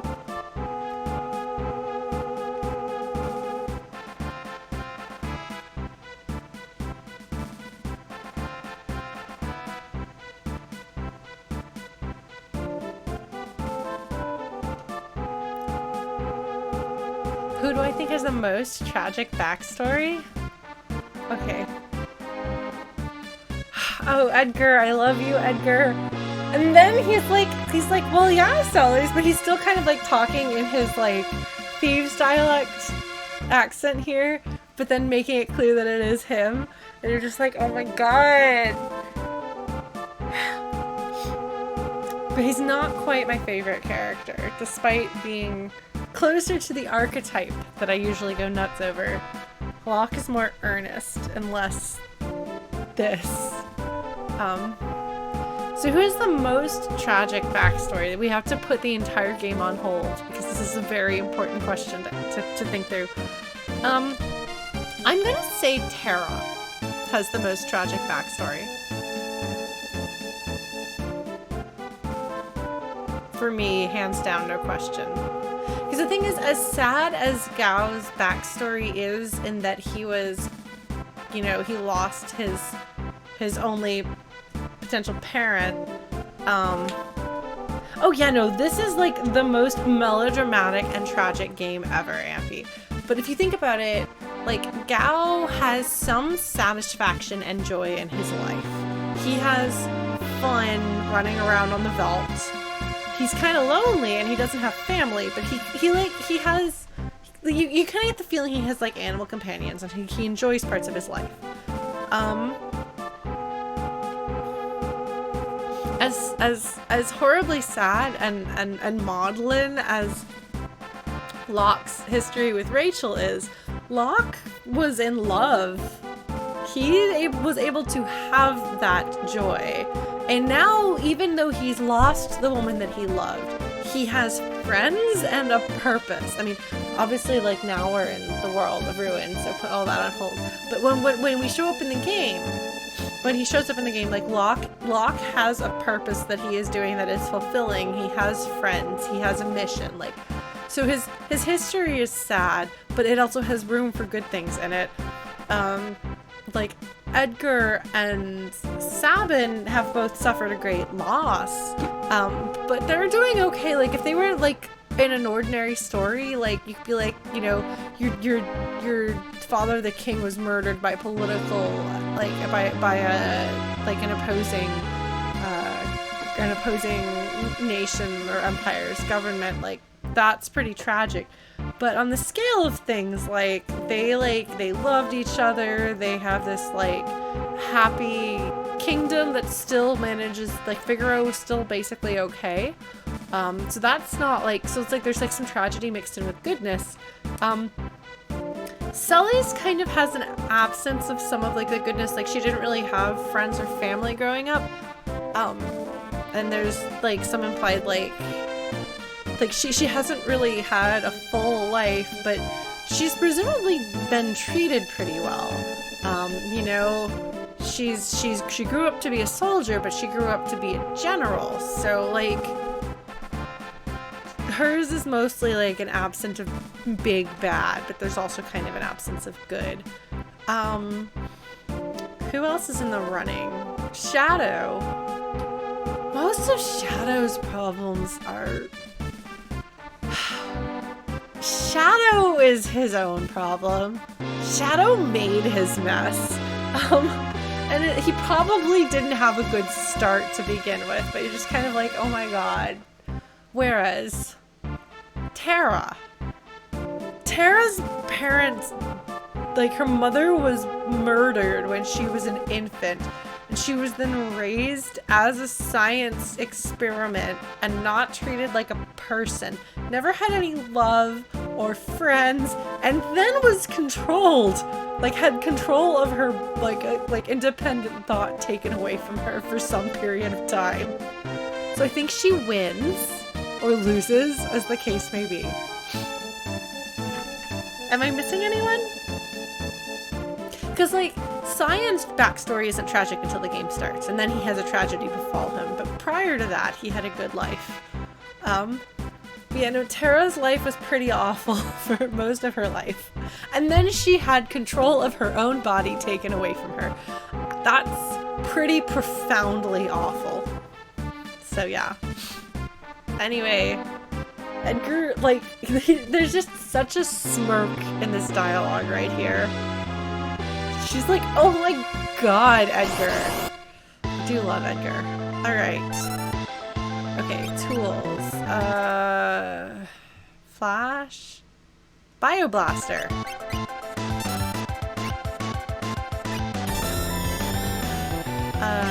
Magic. What do I magic on it?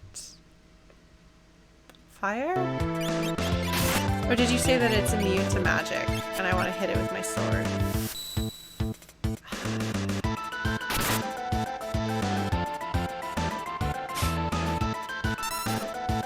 Oh no! It grabbed him! Don't do that! No!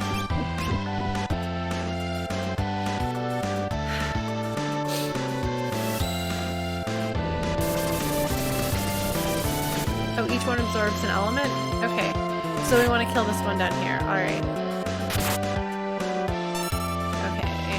So you're going to cure the party. I don't know that we need... Oh, shoot.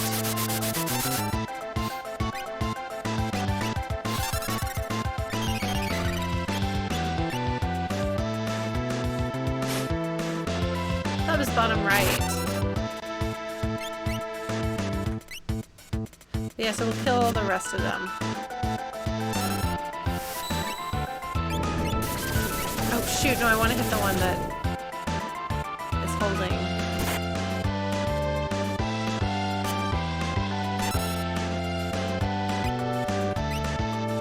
Oh no, it's casting bio on me. I don't like that. I don't like this at all. I hit the wrong one. No? Okay.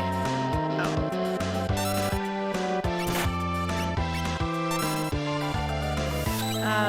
Magic. Cure 2 on him. And then on yourself.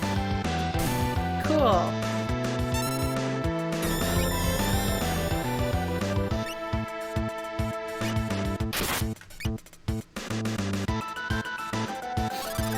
Probably should do the whole party, but that's alright. Well, I guess that's fine. It's all good. Alright.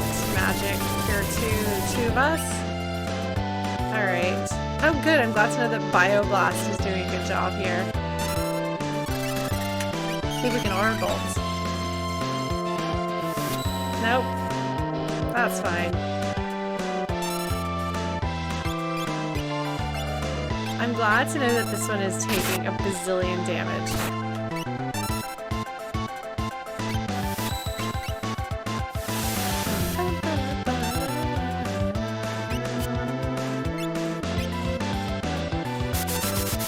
Oh shoot, that's not good. Oh, but it didn't work. Okay, that's cool. Alright. I guess he can jump, can't he? I just... Poisoning it has been very helpful. Alright. Oh no, it grabbed him. Sabin's gonna die. Yeah, the running shoes are definitely a good idea. Thank you, folks, for the suggestion. This stupid farce. It's such a great way of putting it. It's such a good line. And nowhere to look. Those idiots that escaped from the prison.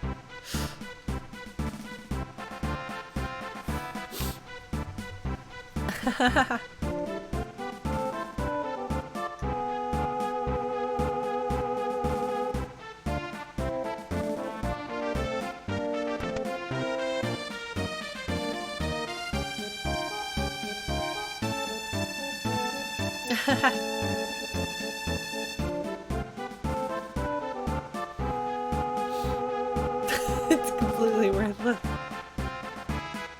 Yeah, those ones haven't committed any serious crimes. They're just kind of dumb. Oh, I love this game. Alright, let us heal Sabin. Antidote yourself, which I probably should have done sooner, but didn't.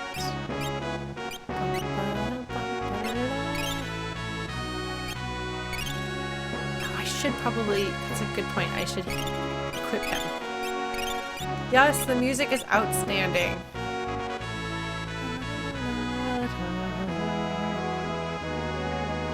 They even told him it was going to be dangerous, so like they're just being dumb butts. Alright, Edgar. Oh, good. I don't know if he automatically took stuff out of my inventory or if he came with that. So there's a sword in... I see.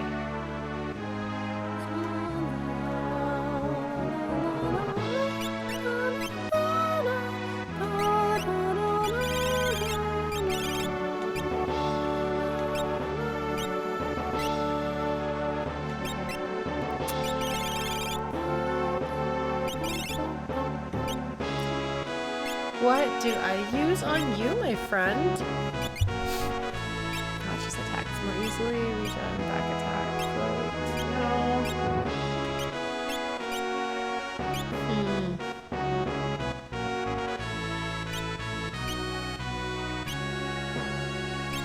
It's pretty useful. Dragon bits? I don't know.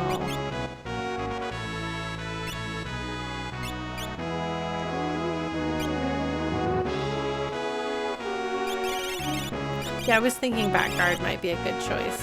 I don't know where it is, though. Where is it? Is it up there?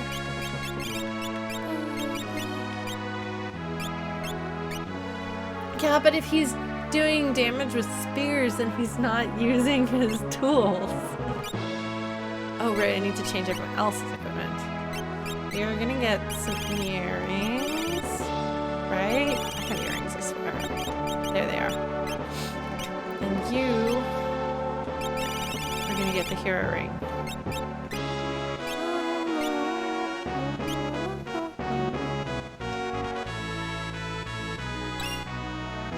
Oh, that sounds like something good for Cyan. Is that good for Cyan? Sounds good.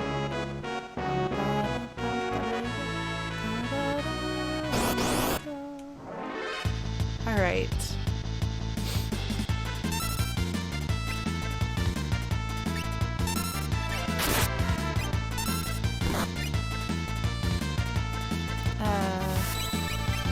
Sure. Yay! Oh man. Oh, does Edgar have an Esper? That is a good question. I don't think he does because I didn't put one on him. What are you lacking, my friend? Regen. An Edspur, haha, haha.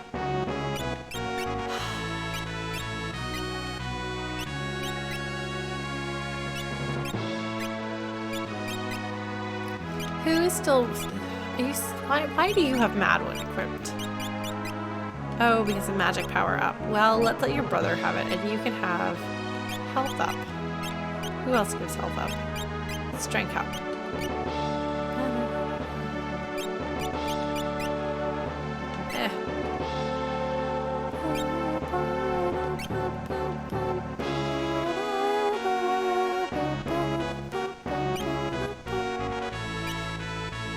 Wait.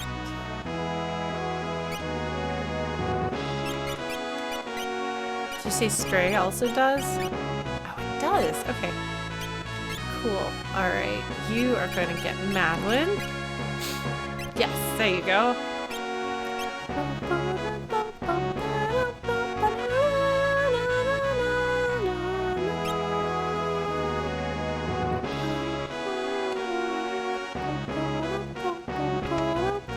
Did I get everything there was to get and do everything there was to do? I think I did.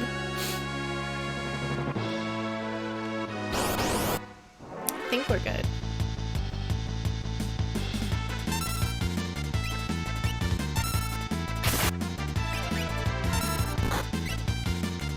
Okay. That's what I thought. I love how he like puts on his little helmet. Oh, okay. Then that's no good.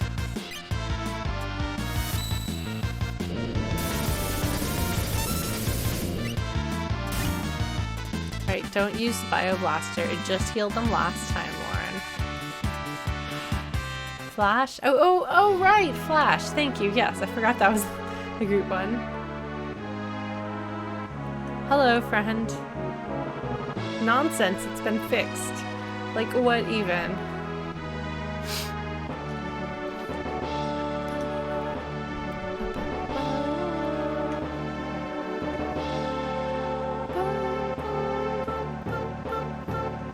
get thrown back in jail? No. I know someone who deserves to be locked in here. Is he talking about Edgar? No, it couldn't be. I mean, could be. Probably not, though. Kafka! That would make much more sense. Has magic really made a comeback? Uh-oh. Magical science! I mean, Kafka is pretty bad, so... Hello! Are you guys all just gonna say King Edgar, welcome back? Yeah. Well...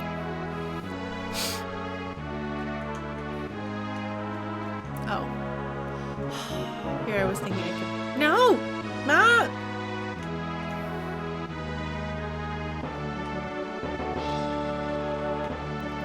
See, like, I feel like South Figaro might have originally been part of Figaro, and then they declared their independence, and Figaro was like, okay, that's fair. That's fine. That's kind of how it makes sense in my head. So they still have a close relationship?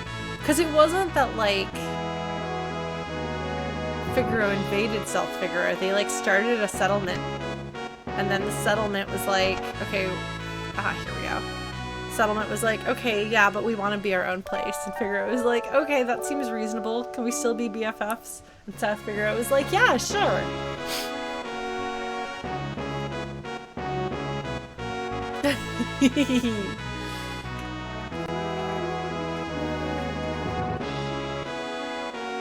Oh no.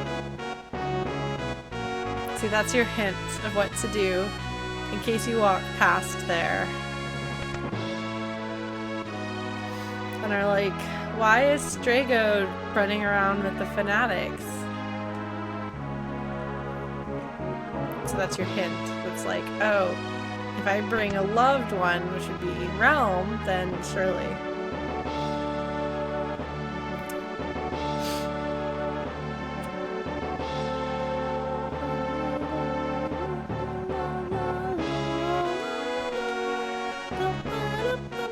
One shy of a six-pack. I've never heard that anywhere else, Ted Woolsey. Did you make that up, Ted Woolsey? I honestly think that Ted Woolsey did a fantastic job with what he was given. But also he translated like nobody else's. Ted Woolsey? Yeah. Do you think he made that up?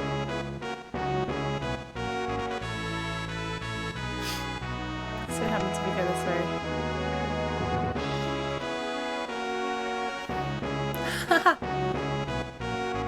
Everyone's super excited to see him. I love Edgar so much. Oh, I love the characters in this game so much. Alright, so now we can go places and do things.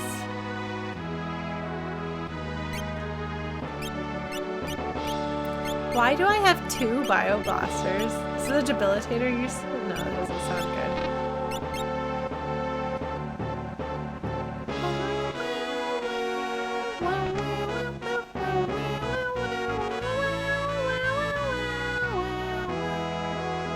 No more returners, no more Empire. Who am I gonna side with?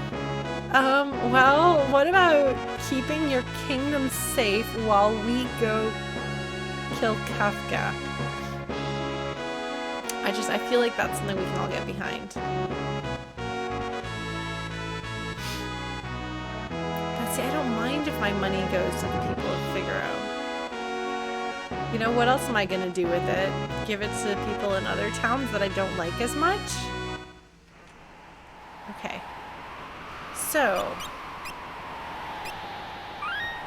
where do we go from here? We can... I'm trying to remember. Oh, right, of course. We're gonna go smash Kafka. What's to the east here?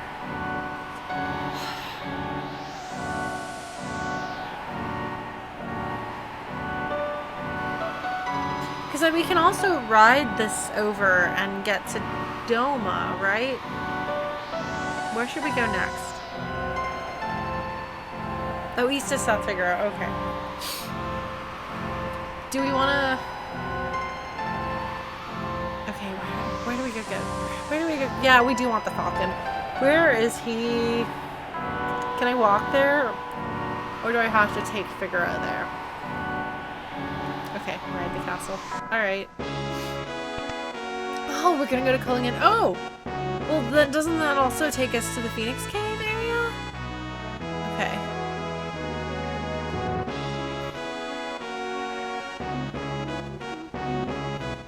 Culligan. Alright, Culligan, which is another city that I have emotional attachment to.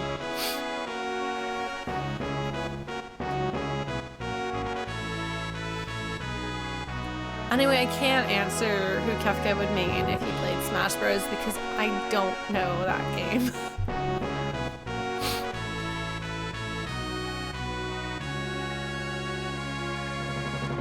Oh, I finished the section with the thieves.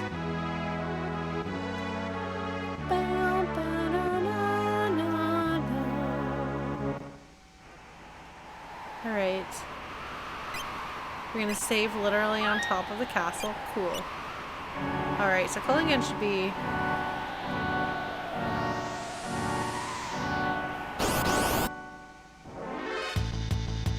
okay. I don't care about you guys. Jelly throwing gunk at me. Bleh. Run, run, run, run, run, run, run, run.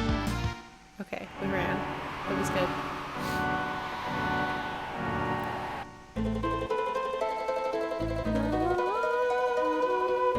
Yeah, the Narsh people have such a distinct look to them.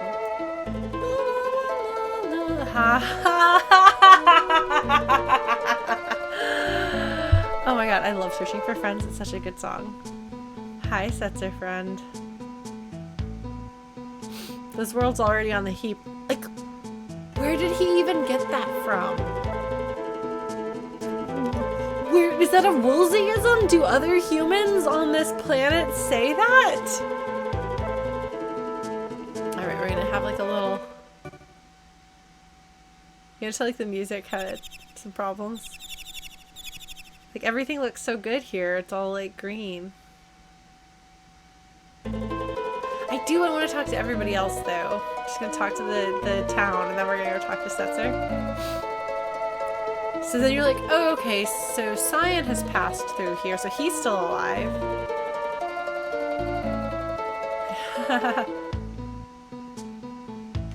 I didn't realize this guy was just like hanging out here.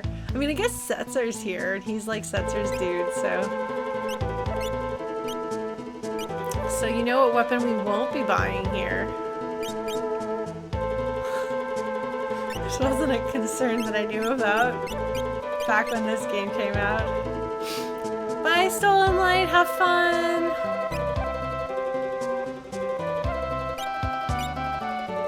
I do remember the world is square. That's cute, Chrono. Alright, we have to go to Rachel's house.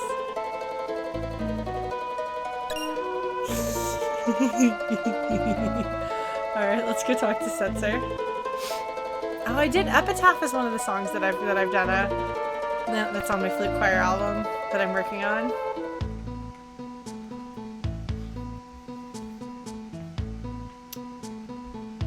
So just imagine everything Setzer is saying here is like super slurred.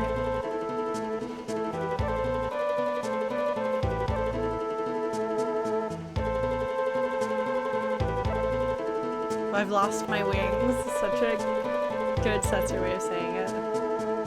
He's like, man, I am so depressed right now and so drunk. Celis is like, no. So one of the things that I love about this moment, this is the thing I can talk about because we were trying to figure out when we were working on Project Esper, like how we were gonna, and so I've told you guys like we were going to have to change the plot dramatically, but we wanted to keep the relationships the same, the major plot elements the same, just like things were going to have to be changed to be a lot more concise. But there are a few things that I fought for and a few things that we discussed a lot. And one of the things was, like, who convinces Setzer that he needs to basically not give up and come back and help you give you the airship. And it has to be Celes, in my opinion, because Celes, like, so Setzer is here wallowing in depression, which is, given the circumstances, I think justifiable. But Celes herself, not that long ago, is wallowing in depression, and she's honestly been fighting feelings of hopelessness since the game began, in my opinion. And so I feel like she gets where he's coming from. She understands this. The two of them are prone to depression, I think, and prone to some degree of hopelessness or disconnect from the world around them. Whereas I think Setzer's kind of like puts on this, well, I don't even care anyway, gambler attitude, but fundamentally he's super depressed. So I think that they kind of get that about each other. And yes, she's also like a character who had that interaction with him initially. So like he has respect for her. He has an appreciation of some sort for her, at least. So her like yelling at him, like you want the world like this? No, then take action is like I think a really powerful moment, because as long as she has no hope, as long as Celes has the tiniest bit of reason to believe that she might be able to make things better, she has hope. Like, she doesn't really think about how things are going to affect her. She doesn't really have hope for herself or her own happiness or anything like that. But she is motivated very strongly by trying to make things better. And so whenever she gets that chance, when she thinks maybe her friends are alive, that's like one like personal driven thing instead of I've got to stop bad things from happening. But even then it's kind of like, oh, maybe we can do something about this. But here, like, it's like she has a hard to kindle spark of hope inside of her. And so she uses that to spark his hope. And he's like, okay, fine. Hey, Highwind. I took some time off playing Final Fantasy VI because I had been playing it as a third game and it was just taking too much time. So when I finished playing Twilight Princess, which was the Tuesday game I was playing, I picked 6 back up. So I've been playing it for a few weeks now. But I did take a couple of months off. You are correct.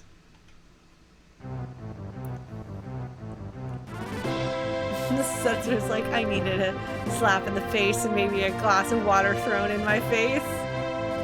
Daryl's tune. He's like, we're gonna go confront my tragic past. Such a good song. Get us another airship.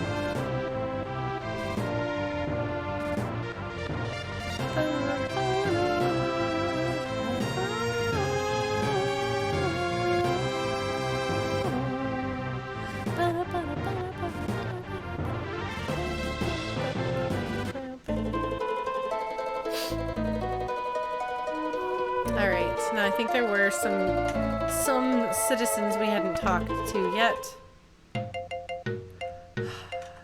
I totally remembered what she looked like. Okay. Sorry, guys.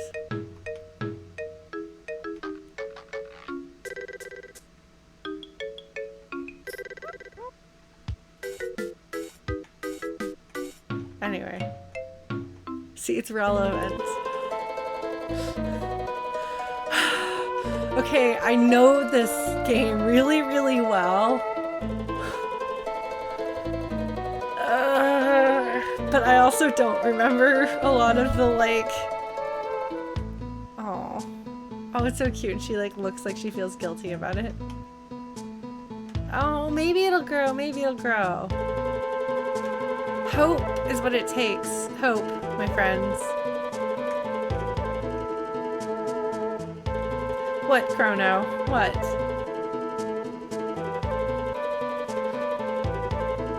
Oh, those are pieces of the blackjack? Oh, no, it's a small scale blackjack. It's not that it's a piece of the blackjack. I thought it was like a like 1/32nd scale model of it. Because, like, that's how collectibles are. Like, if you get... I didn't realize it was like... Are you sure it's pieces of the blackjack? Because because I think it's like a 1/32 scale. Oh, Setzer, I should probably equip you with stuff. Equip. Setzer. Clothing. Alright. I should probably buy him something other than his starting weapon, which I think is what he's got.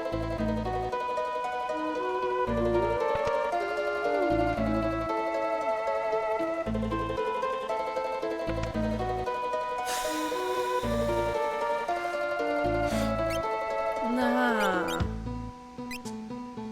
Randomly dispatches. Do I have to? I do, don't I? Fine.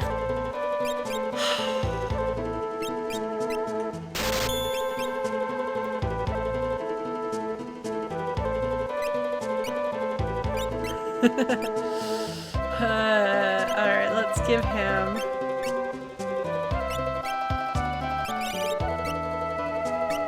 Have I ever used him in my party? Oh no. Dice would have been better. Oh, Unwinged Angel.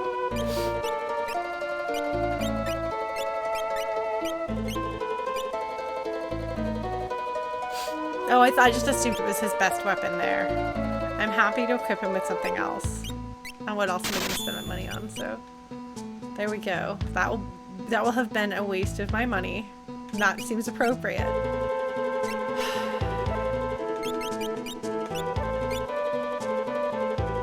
Wait, no, that makes the battle power 19? Huh. Okay, we're just gonna do this.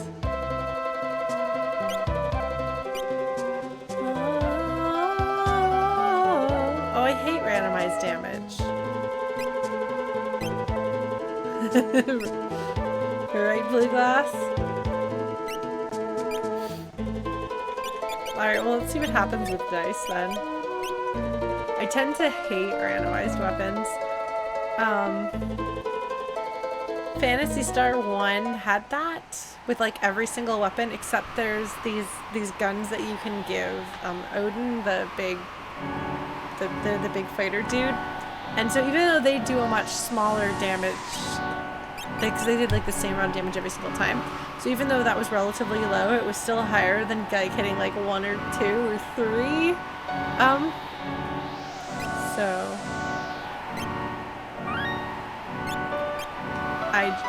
and it's actually a common practice to just have the thing that's reliable. Alright, let's go to Daryl's tomb. I think we can do Daryl's tomb before we shut down tonight. I don't remember how long it is. The dungeons aren't usually very long in this game.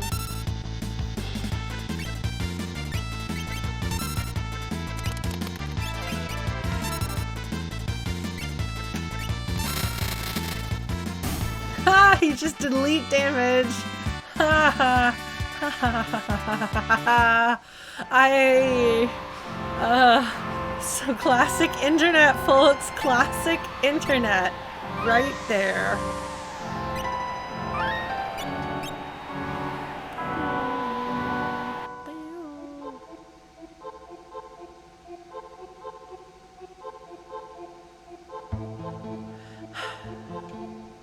She's a piece of work. Nothing scared her.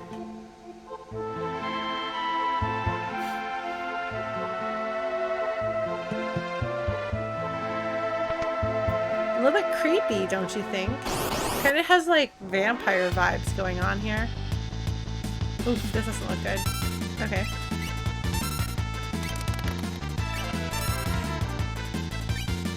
That doesn't sound good. Oh no, Setzer got zombies. That doesn't sound good. I should probably get unzombifying stuff. Because he doesn't get any experience. Oh good, it gave me Revivify.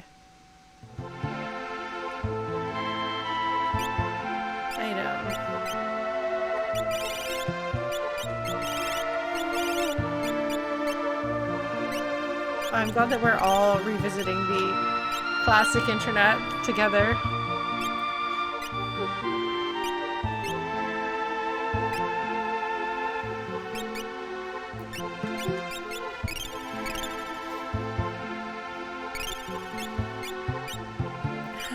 Cute deep shock.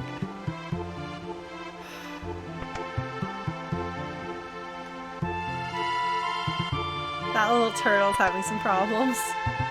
Poor little buddy. Is this gonna be... Oh my god, it's a Marlboro! I forgot that there were Marlboros. Oh no!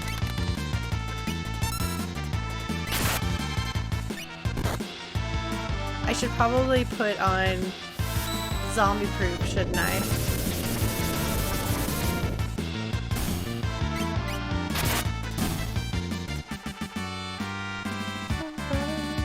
At least they seem to be giving me a nice supply of the item that I need for that, but...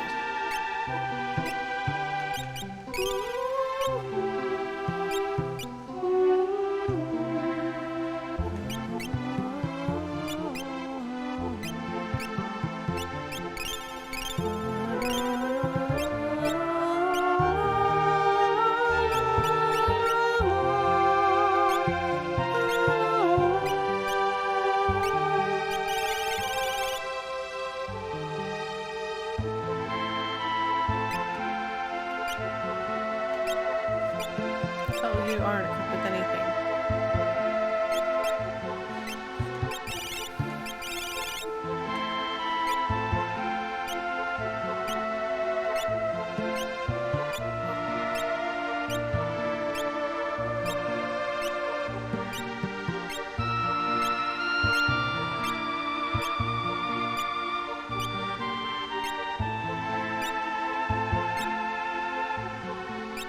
Alright, so it looks like we don't get to be zombie-proof entirely as a party. Tragically.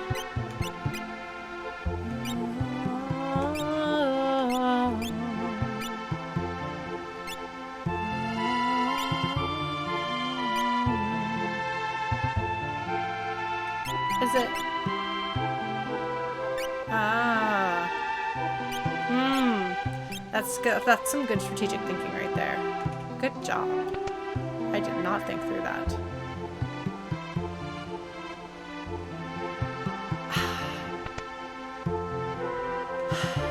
Fine. Well, that sounds good. Let's equip that on.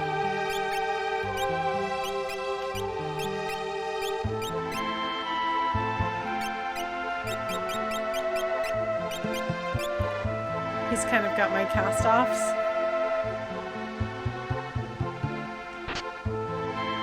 Okay, let's see how that is with her. Nope. Well, we'll just give that to Tara when the time comes. Bam. Oh no, the door was an enemy.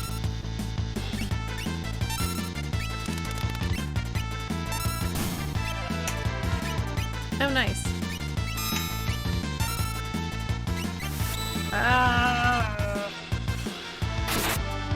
Sabin is super useful when I use him well.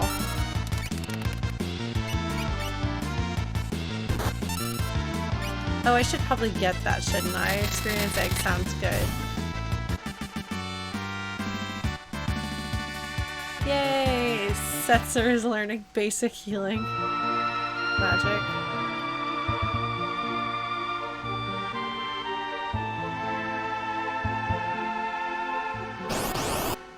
Is there a... Oh, this isn't good. Okay. Okay, good.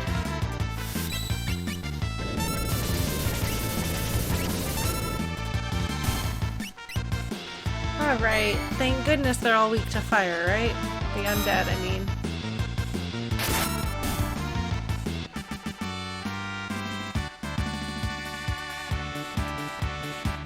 Is there anything I need to worry about as far as...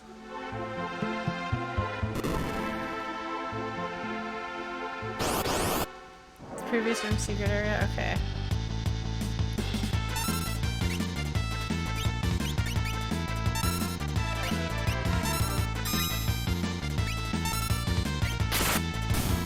Okay, well at least those guys don't have a lot of health. Mad Oscar. The Marlboro. I'm trying can't remember what they call them now. In Final Fantasy XIV, they have like some different other name. I think it's Morval or something like that. But it's Marlborough.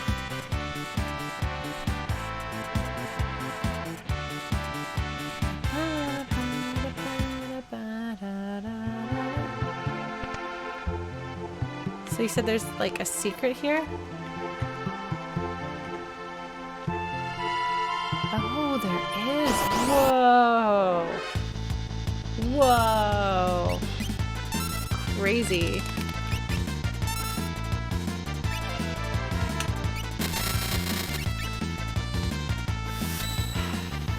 One of these days, I will be able to blitz.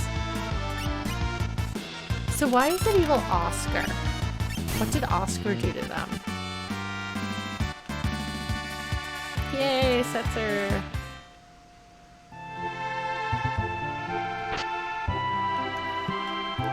It's a little bit good. Watch me never ever use it though. I guess it's probably useful if you're trying to like level up your secondary party members, which would probably be handy and less annoying.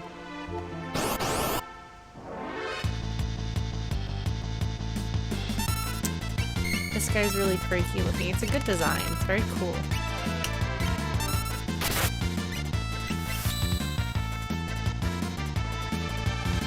Oh, I guess it could be Oscar the Grouch.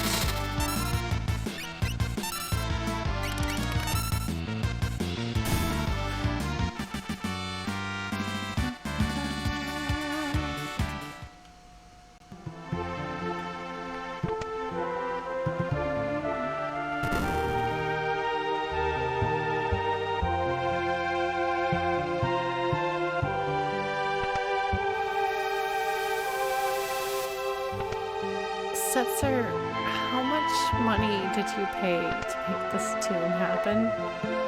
What did you do?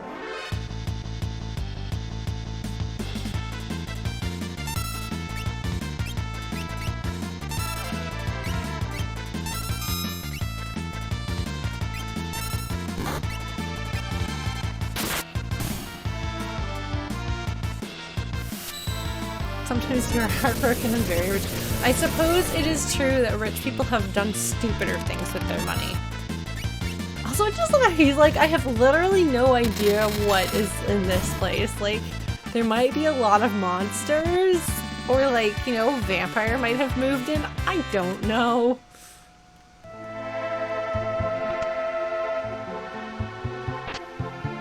Well, that sounds good.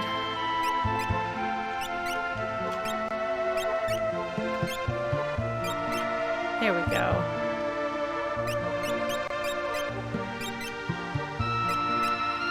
We're just gonna keep doing this. Alright, cool. So good. Look at all this stuff. Hello, friends. I'm gonna ride a turtle. Hello, turtle. Oops. This is an actual, like, annoying puzzle place, isn't it?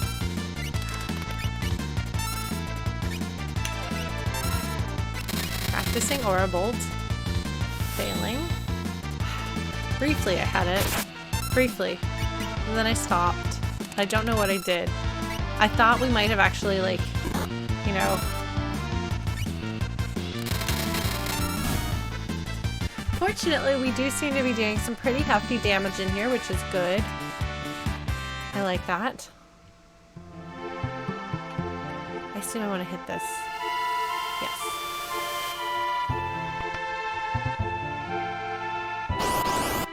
Oof.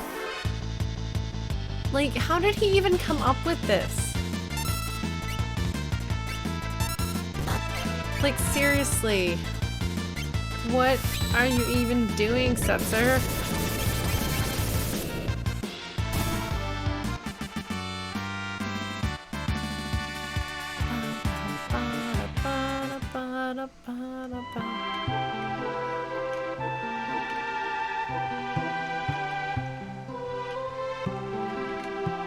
They probably thought they were very clever with this.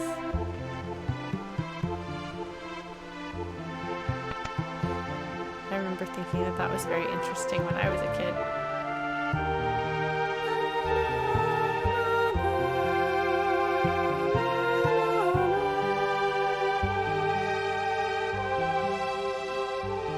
This looks significant. Ah, this is a save point.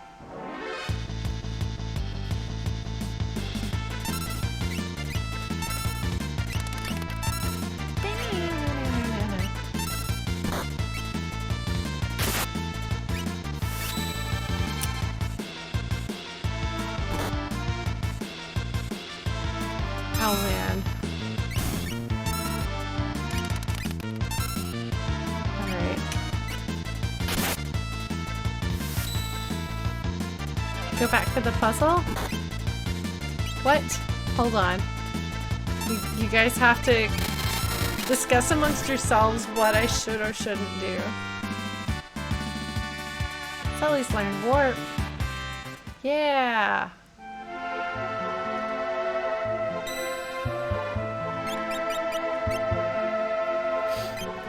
I don't remember the details of whatever it is that we're talking about.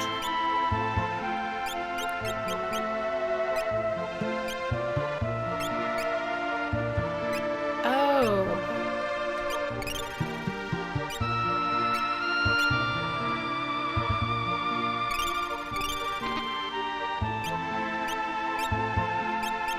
Save. Save, yes. So I assume that the... Do you think we can do it? You want to do it? You want to see if we win against it? I have not gotten the World of Square Treasure. Should I go back and get that and then come back here? I prepared to fight a monster in a box. Oh, but if it's a whelk, then that means that I should cast a particular spell on it.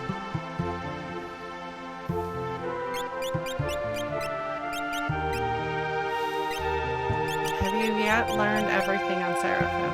Almost. Almost Remedy, and then we'll stick you on Madwin. Oh, who's got Madwin? You've got Madwin.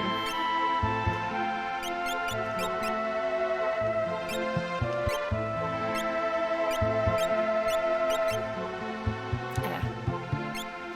We're gonna keep you with Madwin, even if it's slower.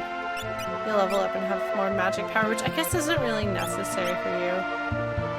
Unless it helps with his gear. Oh, is the experience egg the World of Square Treasure? Huh.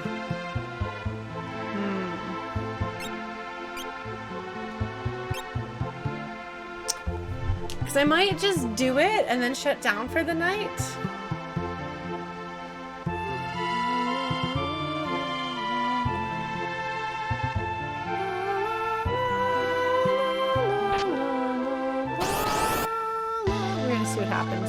Something else that's really good music. Is it holding a... It's holding a treasure chest. It's a presenter.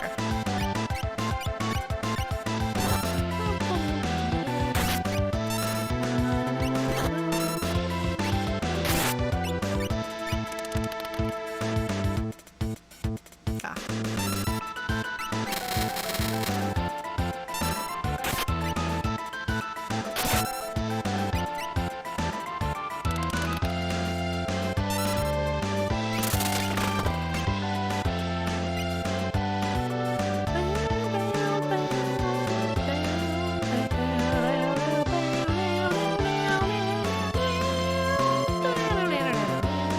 Oh, shoot.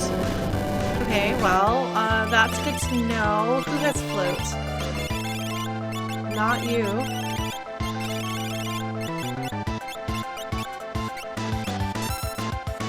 Not you.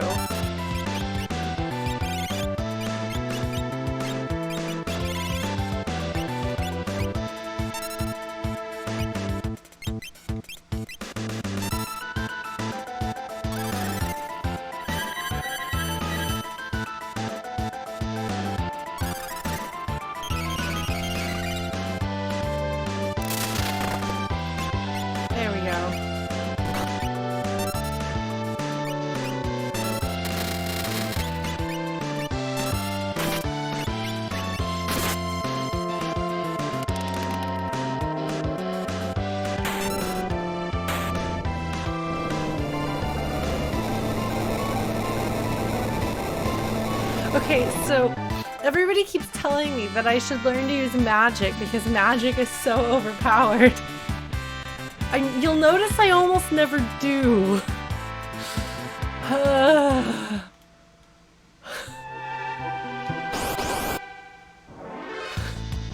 just don't.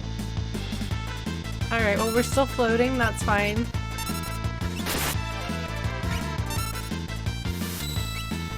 Oh my god.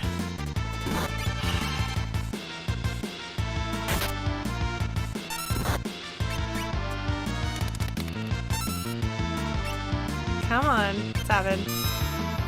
I believe in you, Sabin. Yes! I just, like, if I start trying to use magic, I don't do as well.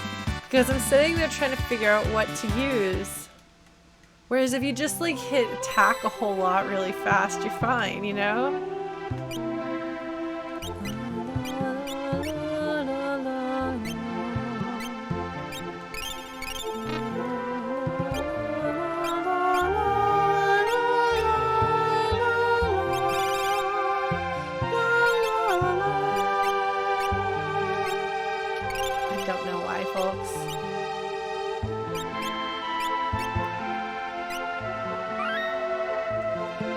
Shall we go fight the boss then? We might as well, right? The whelp was easier than I thought it was gonna be, so. Man, she's a man eater. Sorry.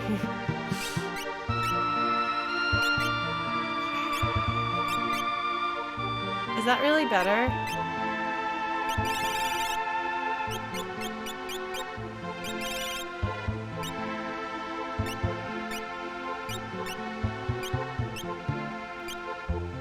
That's true, Maro is really good there. It's like the one time that I don't mind him being in the game. I don't actually care about him being in the game, I just think it's a shame that there are a lot of characters that don't get fleshed out as much. And I'm kind of like, why not just put all of the effort into the characters that you did care about?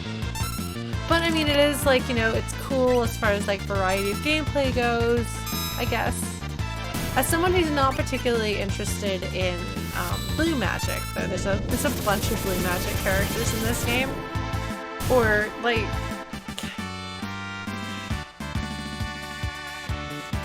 oh, runic? Okay.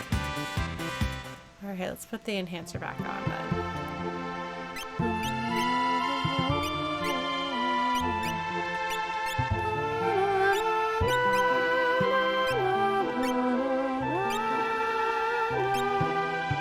What did he have before? What was he equipped with? Ah, I forgot.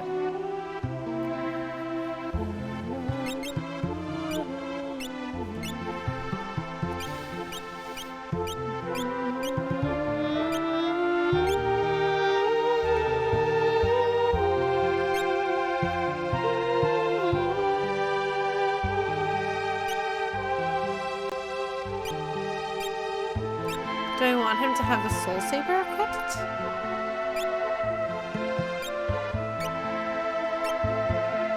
I don't know. It really wants somebody to use the Man-Eater. Is the Man-Eater super effective against humanoid enemies? Oh man. Setzer, this is so vampiric, and I know you're like super pale and scarred. Like, is there something you want to tell us, buddy? The 1's digits, that's a 2. Well, then Celes has problems. Status. Celes.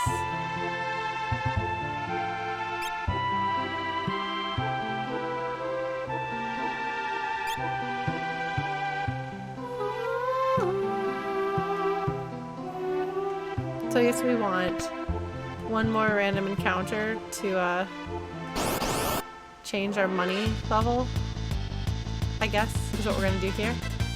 Alright. Ah, so fast.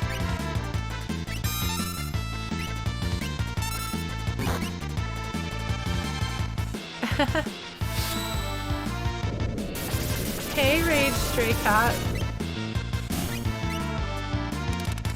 Yeah, we're going a little bit late tonight. Because we're gonna go fight the boss in Daryl's tomb. I just had to get my money. 7, oh, that's still 28. Celis, why are you my trouble?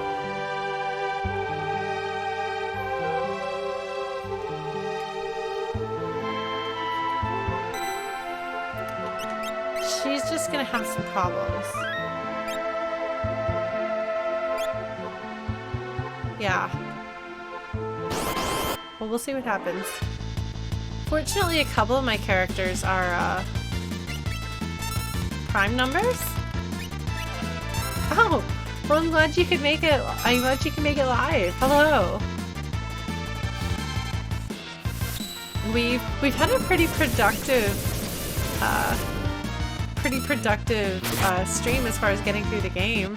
And I even rambled a bit about stuff. It's very exciting for me. Okay. Okay. 9. 9 times 3. Ah, now both of the boys are trouble. Okay.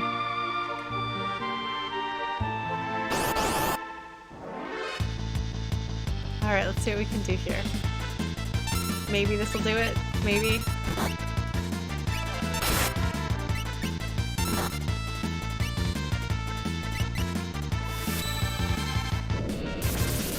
Unless one of my characters gets a level, in which case we've got problems. I guess so, Sal. I'm not losing, at least.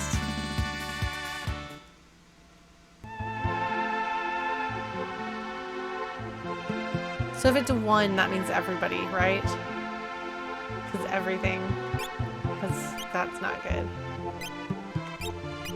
Let's try again, shall we?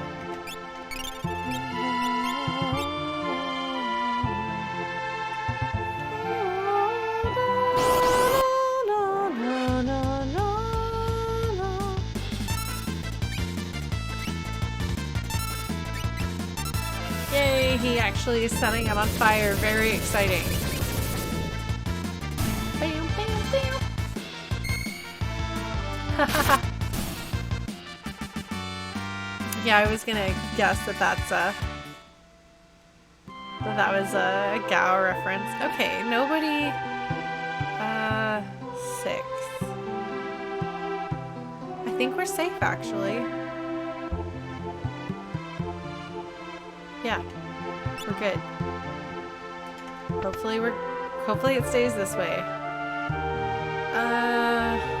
However, we're gonna, just in case.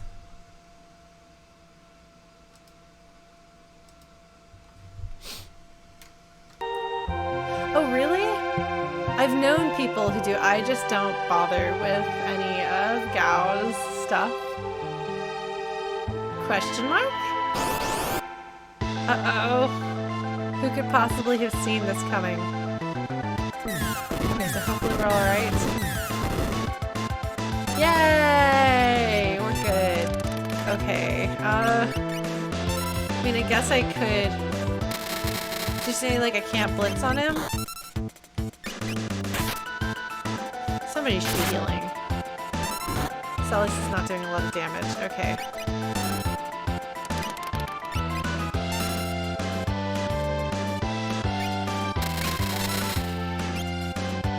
Oh, I couldn't blitz well. Okay.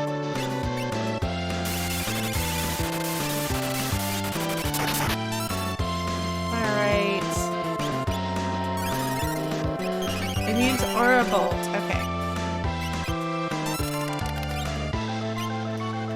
Well, that's alright. I'm immune to Aura Bolt as well. Is there a spell that I should be using? instead against this guy?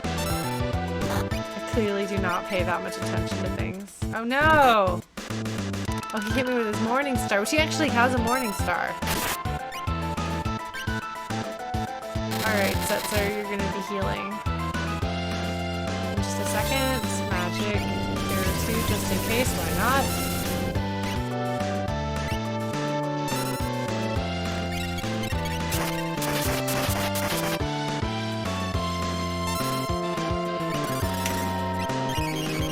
Oh, Chrono.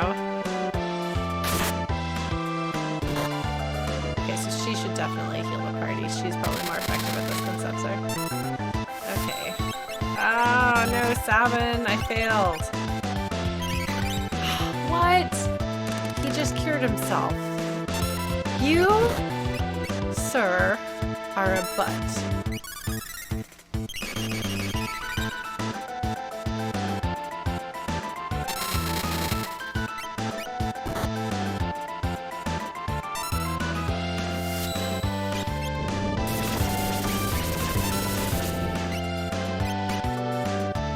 Almost late. Yeah, I'm not too worried about the damage. Yeah, I guess she's not doing a lot of damage, so she could runic.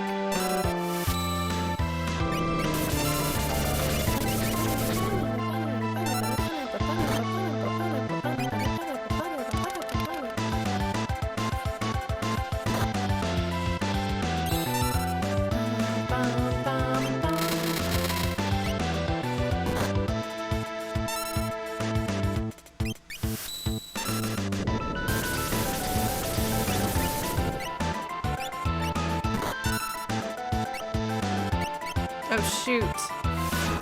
What? This is like the one time that I didn't runic. It's okay. Oh, okay, well we're fine.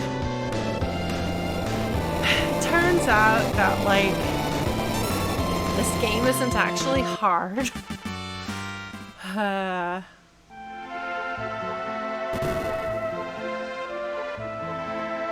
Alright, let us heal the party. Oh, wouldn't have. Okay. Good job, Setzer. Isn't Absolute Zero the thing that Shiva does? Isn't that Shiva's move? Where she snaps? Okay. I'm gonna do that with you. Gonna do that with you.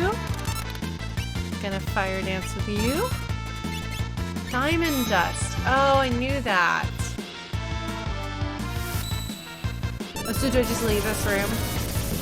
It's very clear how much I remember of the like actual playing of the game. I remember the story. I remember the emotions, character beats, the dialogue pretty well. Leave through the north? Oh, I didn't even see that open. I'm observant. Hey, remind me to show you guys a little bit of Sophie cat cam before we shut down for the night.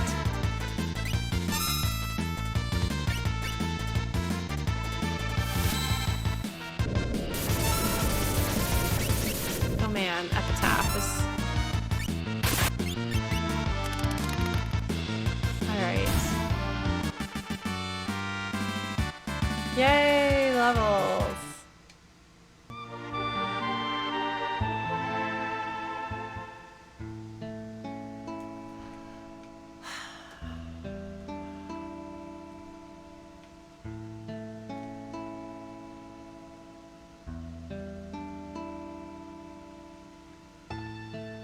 She just looks so cool too.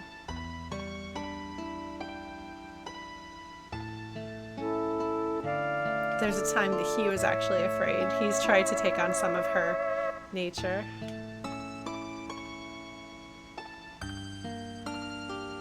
Oh, that would have been really cool. Now, I don't know if it officially says that the two of them are romantically involved, so I don't know if that would have been as...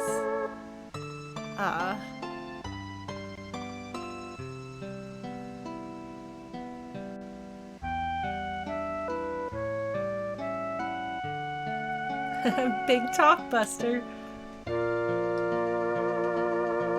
This is a very flute-centric song too. Both versions of Setzer's theme are. the world before it was ruined.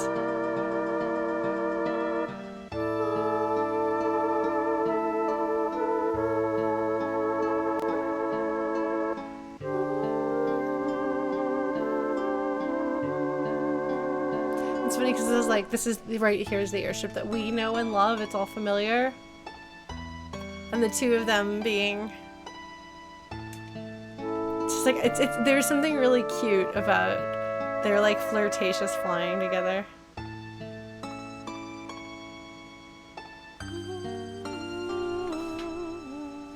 Oh, you know, it's very, very strongly implied, but they could have still gotten away with it potentially, because I don't know that it's ever as confirmed if Darill had been a man.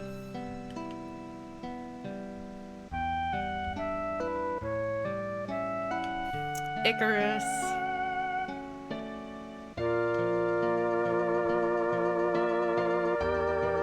Yeah, Setzer's like, there's no way my airship can do what yours is gonna do, so we've got a date.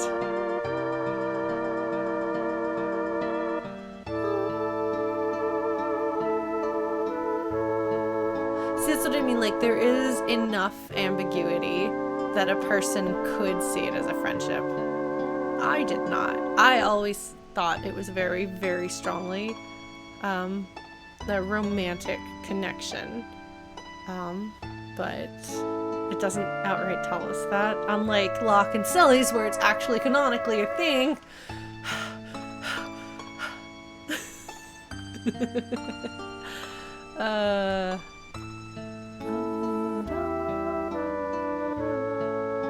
Yeah.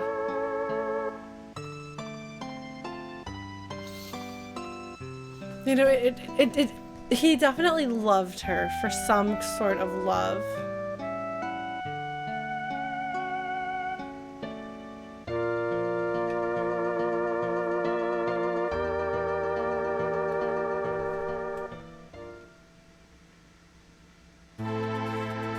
Such a good song.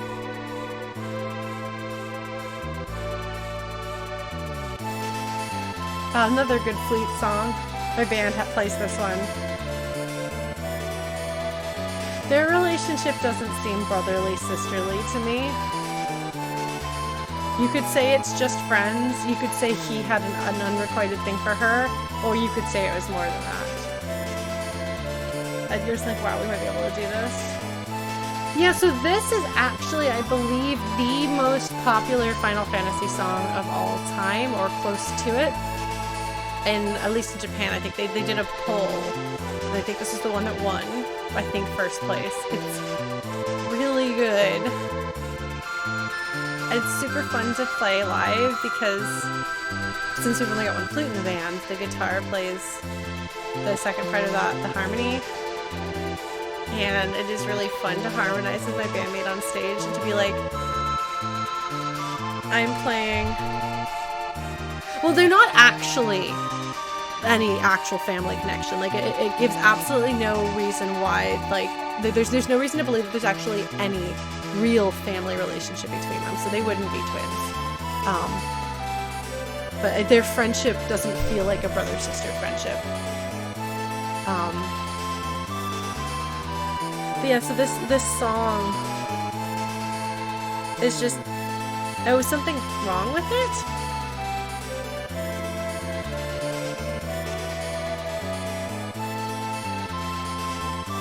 No, if they were siblings, the game would tell us.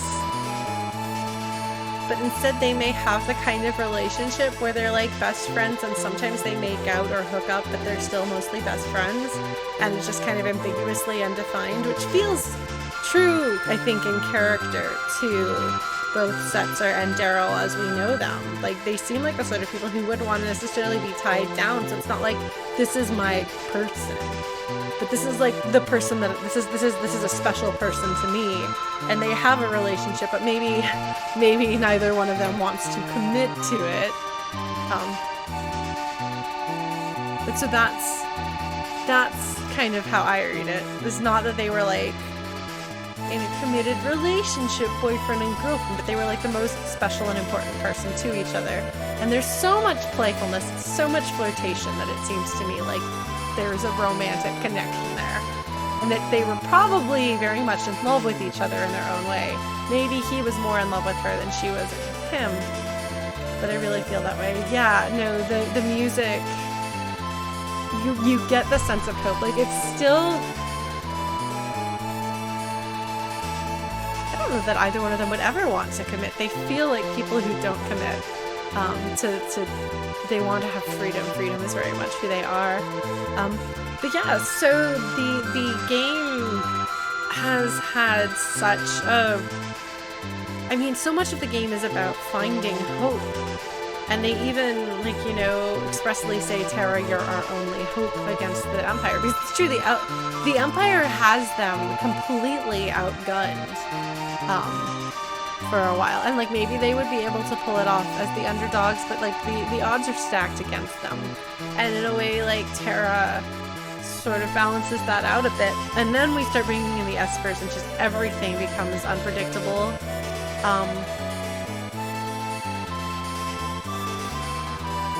And then we get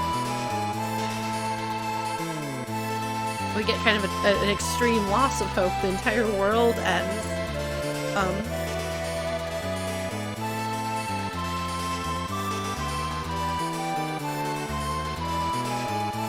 And so I think it's this really powerful thing where people have reason to be hopeless.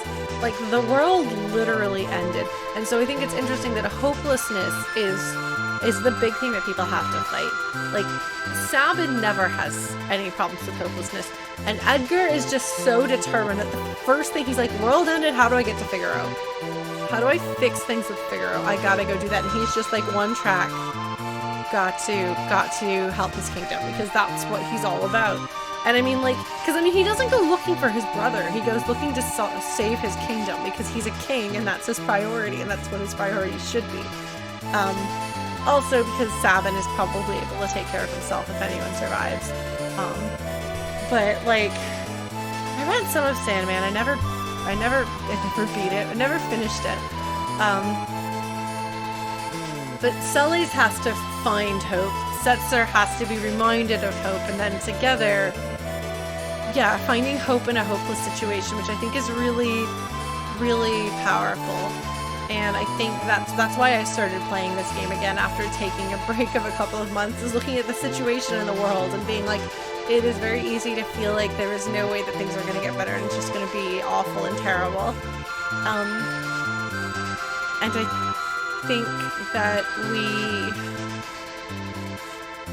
I think that we have more power than we think we do, and it can feel like what we're up against is as out of our reach as Kafka and the Light of Judgment.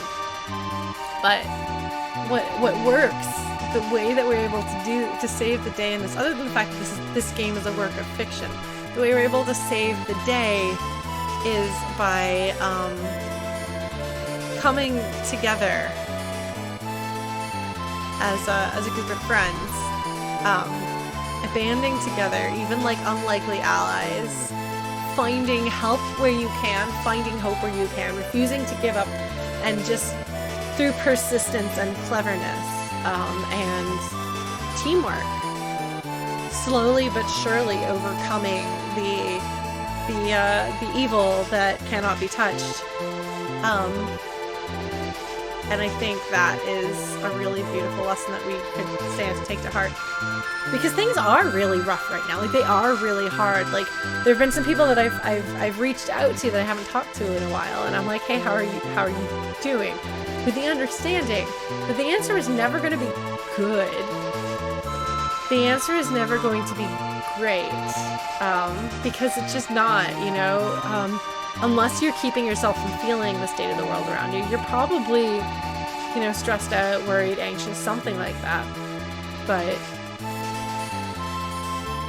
I think now more than ever, it's important for us to team up, come together, support other people, learn more, educate yourself, prepare yourself, think about it like gaining levels and the things that you will need, that we will all need to defeat the evils in our world. so that we too can attack the Kefka's tower. One last chance at that guy.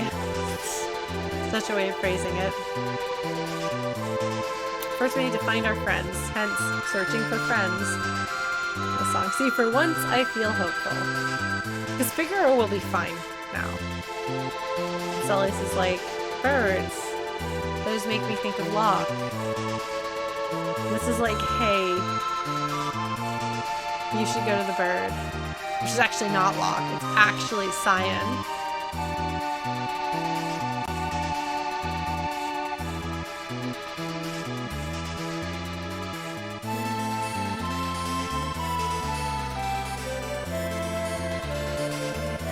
It's as good a reason as any.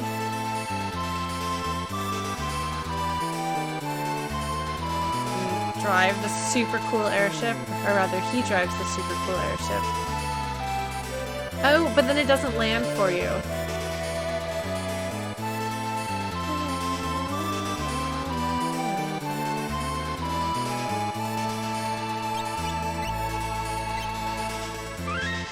So a billion years ago, when I was a middle schooler, an early high schooler, I had a website called Array of Hope.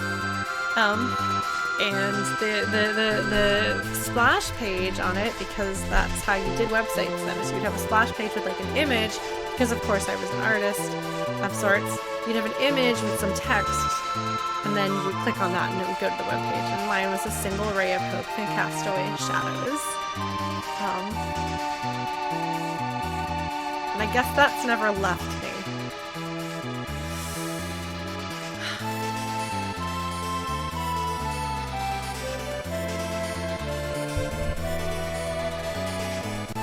So, on the subject of whether hope is enough, these billions and billions of years ago, when it was nothing but space dust. No.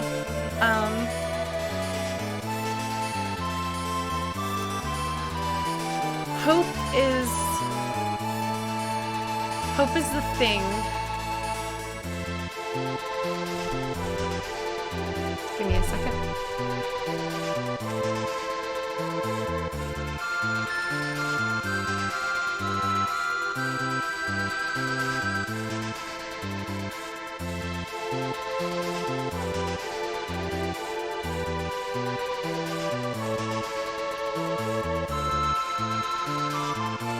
There's a few poems.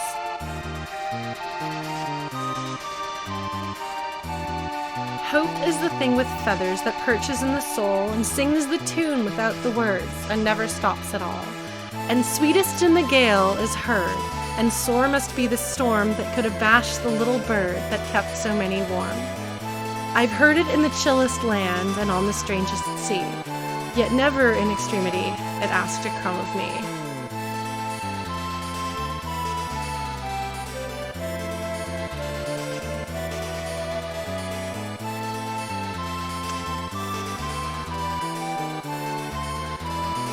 Or this one, which is my favorite. This is one of my favorite poems of all time, and I couldn't remember it exactly, so I had to look it up. I used to have this memorized. Apparently I did, and I doubted myself. Because that one was Emily Dickinson. This one I think is one of the most beautiful poems ever written. This is by Langston Hughes. Hold fast to dreams, for if dreams die, life is a broken winged bird that cannot fly. Hold fast to dreams, for when dreams go, life is a barren field frozen with snow. I thought it was filled with snow.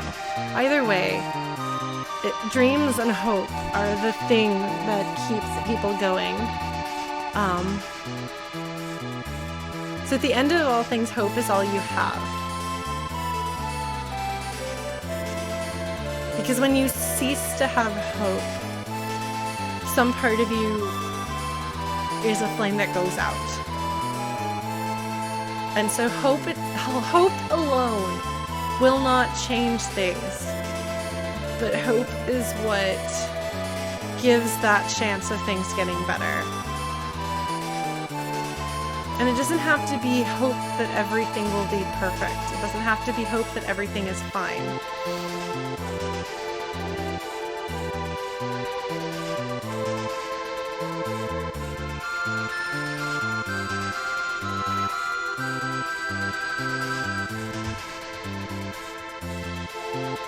think because when you lose hope, then you have nothing but pain and nothing but suffering. And how is that any better? How is pain without hope any better than pain with hope? You know? One is a frozen tundra, and one is a frozen tundra with a small flame.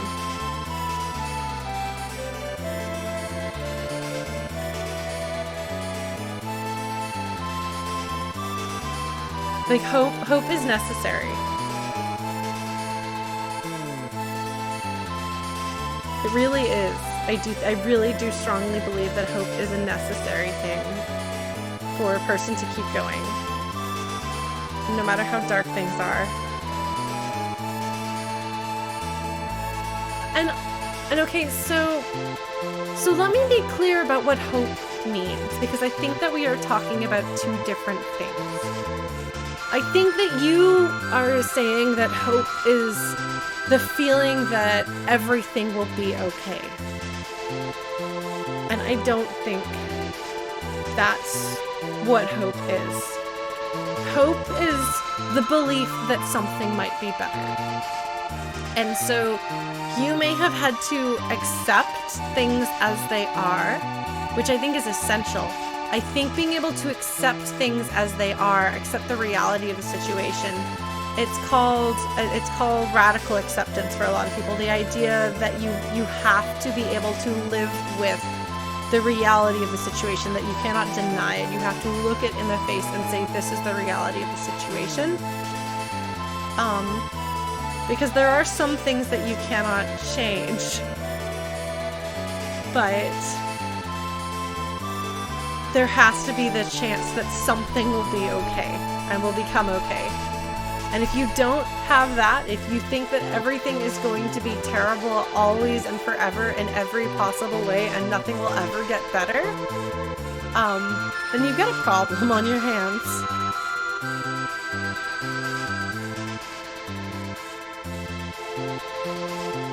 Even if your hope is just, there is this one thing that brings me some joy, and it will continue, then you haven't given up. Even if it's every day that I get up, I see the face of my friend, and that makes me happy, then your hope is that you'll continue to see your friend. It's when people give up on hope entirely, and they kind of give up on life, and I think that is a dangerous and hurtful thing. And I'm not saying don't accept the reality of the situation that you're in, because I do think that it is extremely necessary and helpful to be able to accept things as they are. I also think that that's an important first step towards then moving towards something better.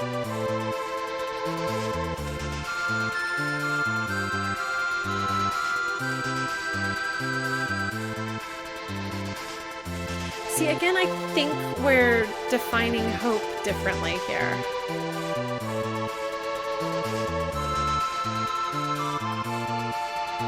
Because I'm not saying not engaging with the reality of the situation around you because you're living in a dream of everything being okay. Like, there are things that are outside of our control. And there are things that are just going to be the reality of the situation no matter what we do. And it is important to accept that. But I also think it's important within that to hope for the best outcome of the reality of your situation.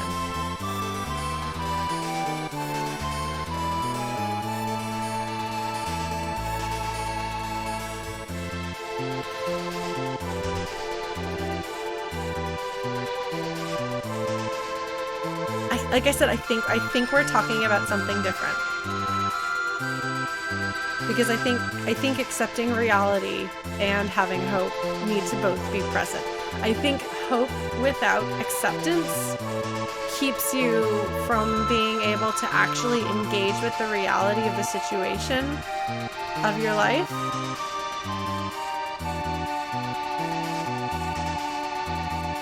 But I think that acceptance without hope can be kind of, I don't know if nihilism is the word that I'm looking for, but like, you know? Anyway, this may be something in which we are simply not going to communicate with one another, and that happens.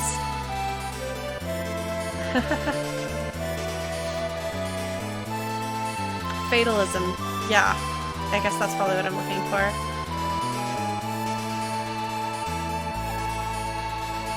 See, but to me, believing that you're serving some greater purpose is still a form of hope. Like, hope doesn't have to be, I'm going to be okay.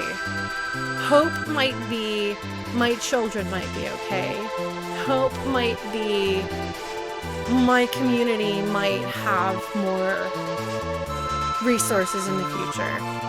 Or the world will be in some small way better off. Like, I think that purpose is a type of hope.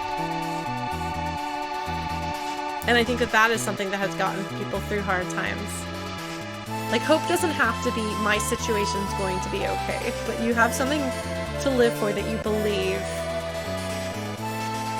will be more okay. But I do think that it is important to recognize the situation that you're in.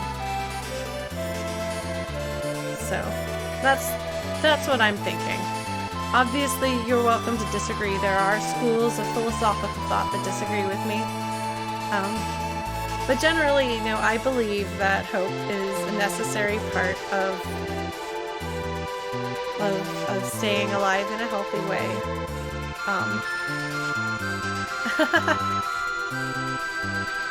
Are you surprised, Chrono, though?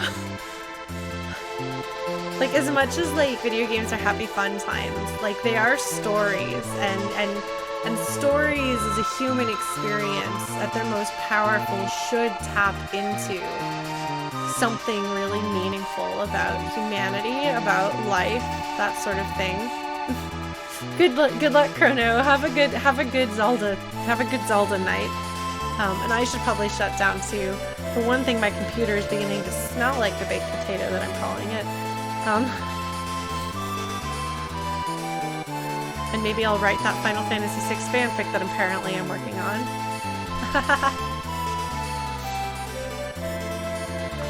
But yeah, I believe that right now we as a world need to embrace the hope that we have. Because I think giving up hope right now is going to hurt ourselves and others. So I think find your hope and cling to it. Like, I have to believe that I can somehow make a difference and that things must be able to get better on some level. Like, maybe that's not true and I have zero power in the world and everything will get worse, but I cannot live with that. I cannot. And it does feel like change is coming. Change that people thought was impossible. Change that people have been fighting for forever, it feels like has finally hit a tipping point. And I think that that's incredibly inspiring and incredibly powerful, incredibly beautiful. And I think, wow, we spent 12 minutes just talking there. So I encourage you all to find your little flame of hope and try to keep it burning. And if you have to take that outward from your own life or your own sense of self, sometimes you gotta do that. But speaking of cat snuggles, Sophie has turned away, so I don't think I could show you guys cat camera. Oh my gosh. I did play Goat Simulator briefly. Yeah, the last ray of hope. I think that's important. You gotta cling to it, guys. As much as you can. And if you lose your flame, if your flame goes out, then you can go to someone else and ask them to help you light it. And ideally ask several someones so that someone who has a little light to spare can share it. Yeah, so that's a heavy note to end on. Thank you all for sticking with me. I know we talk a lot and don't necessarily get a lot done, although we did get a lot done on stream today. Feel free to join us on Discord if you haven't yet. We talk about things like this and more, and also cat photos and food and stuff. We will be continuing to play Final Fantasy VI every Tuesday night until I finish it. Thursday, we're playing Celeste. We might wrap that up, in which case Wander Song will, I think, be the next thing we tackle. And yeah, I'm gonna go snuggle my cat, and if you've got somebody or something to snuggle, maybe it's snuggle o'clock. Thank you all for joining me. Take care of yourselves, stay safe, wear your masks, practice social distancing, don't give up, and we will see each other hopefully next week. Yes, new Switch, and it's gonna be a while. It's gonna be a while. It's gotta make its way from Texas to here. So, but good night, everybody. Bye.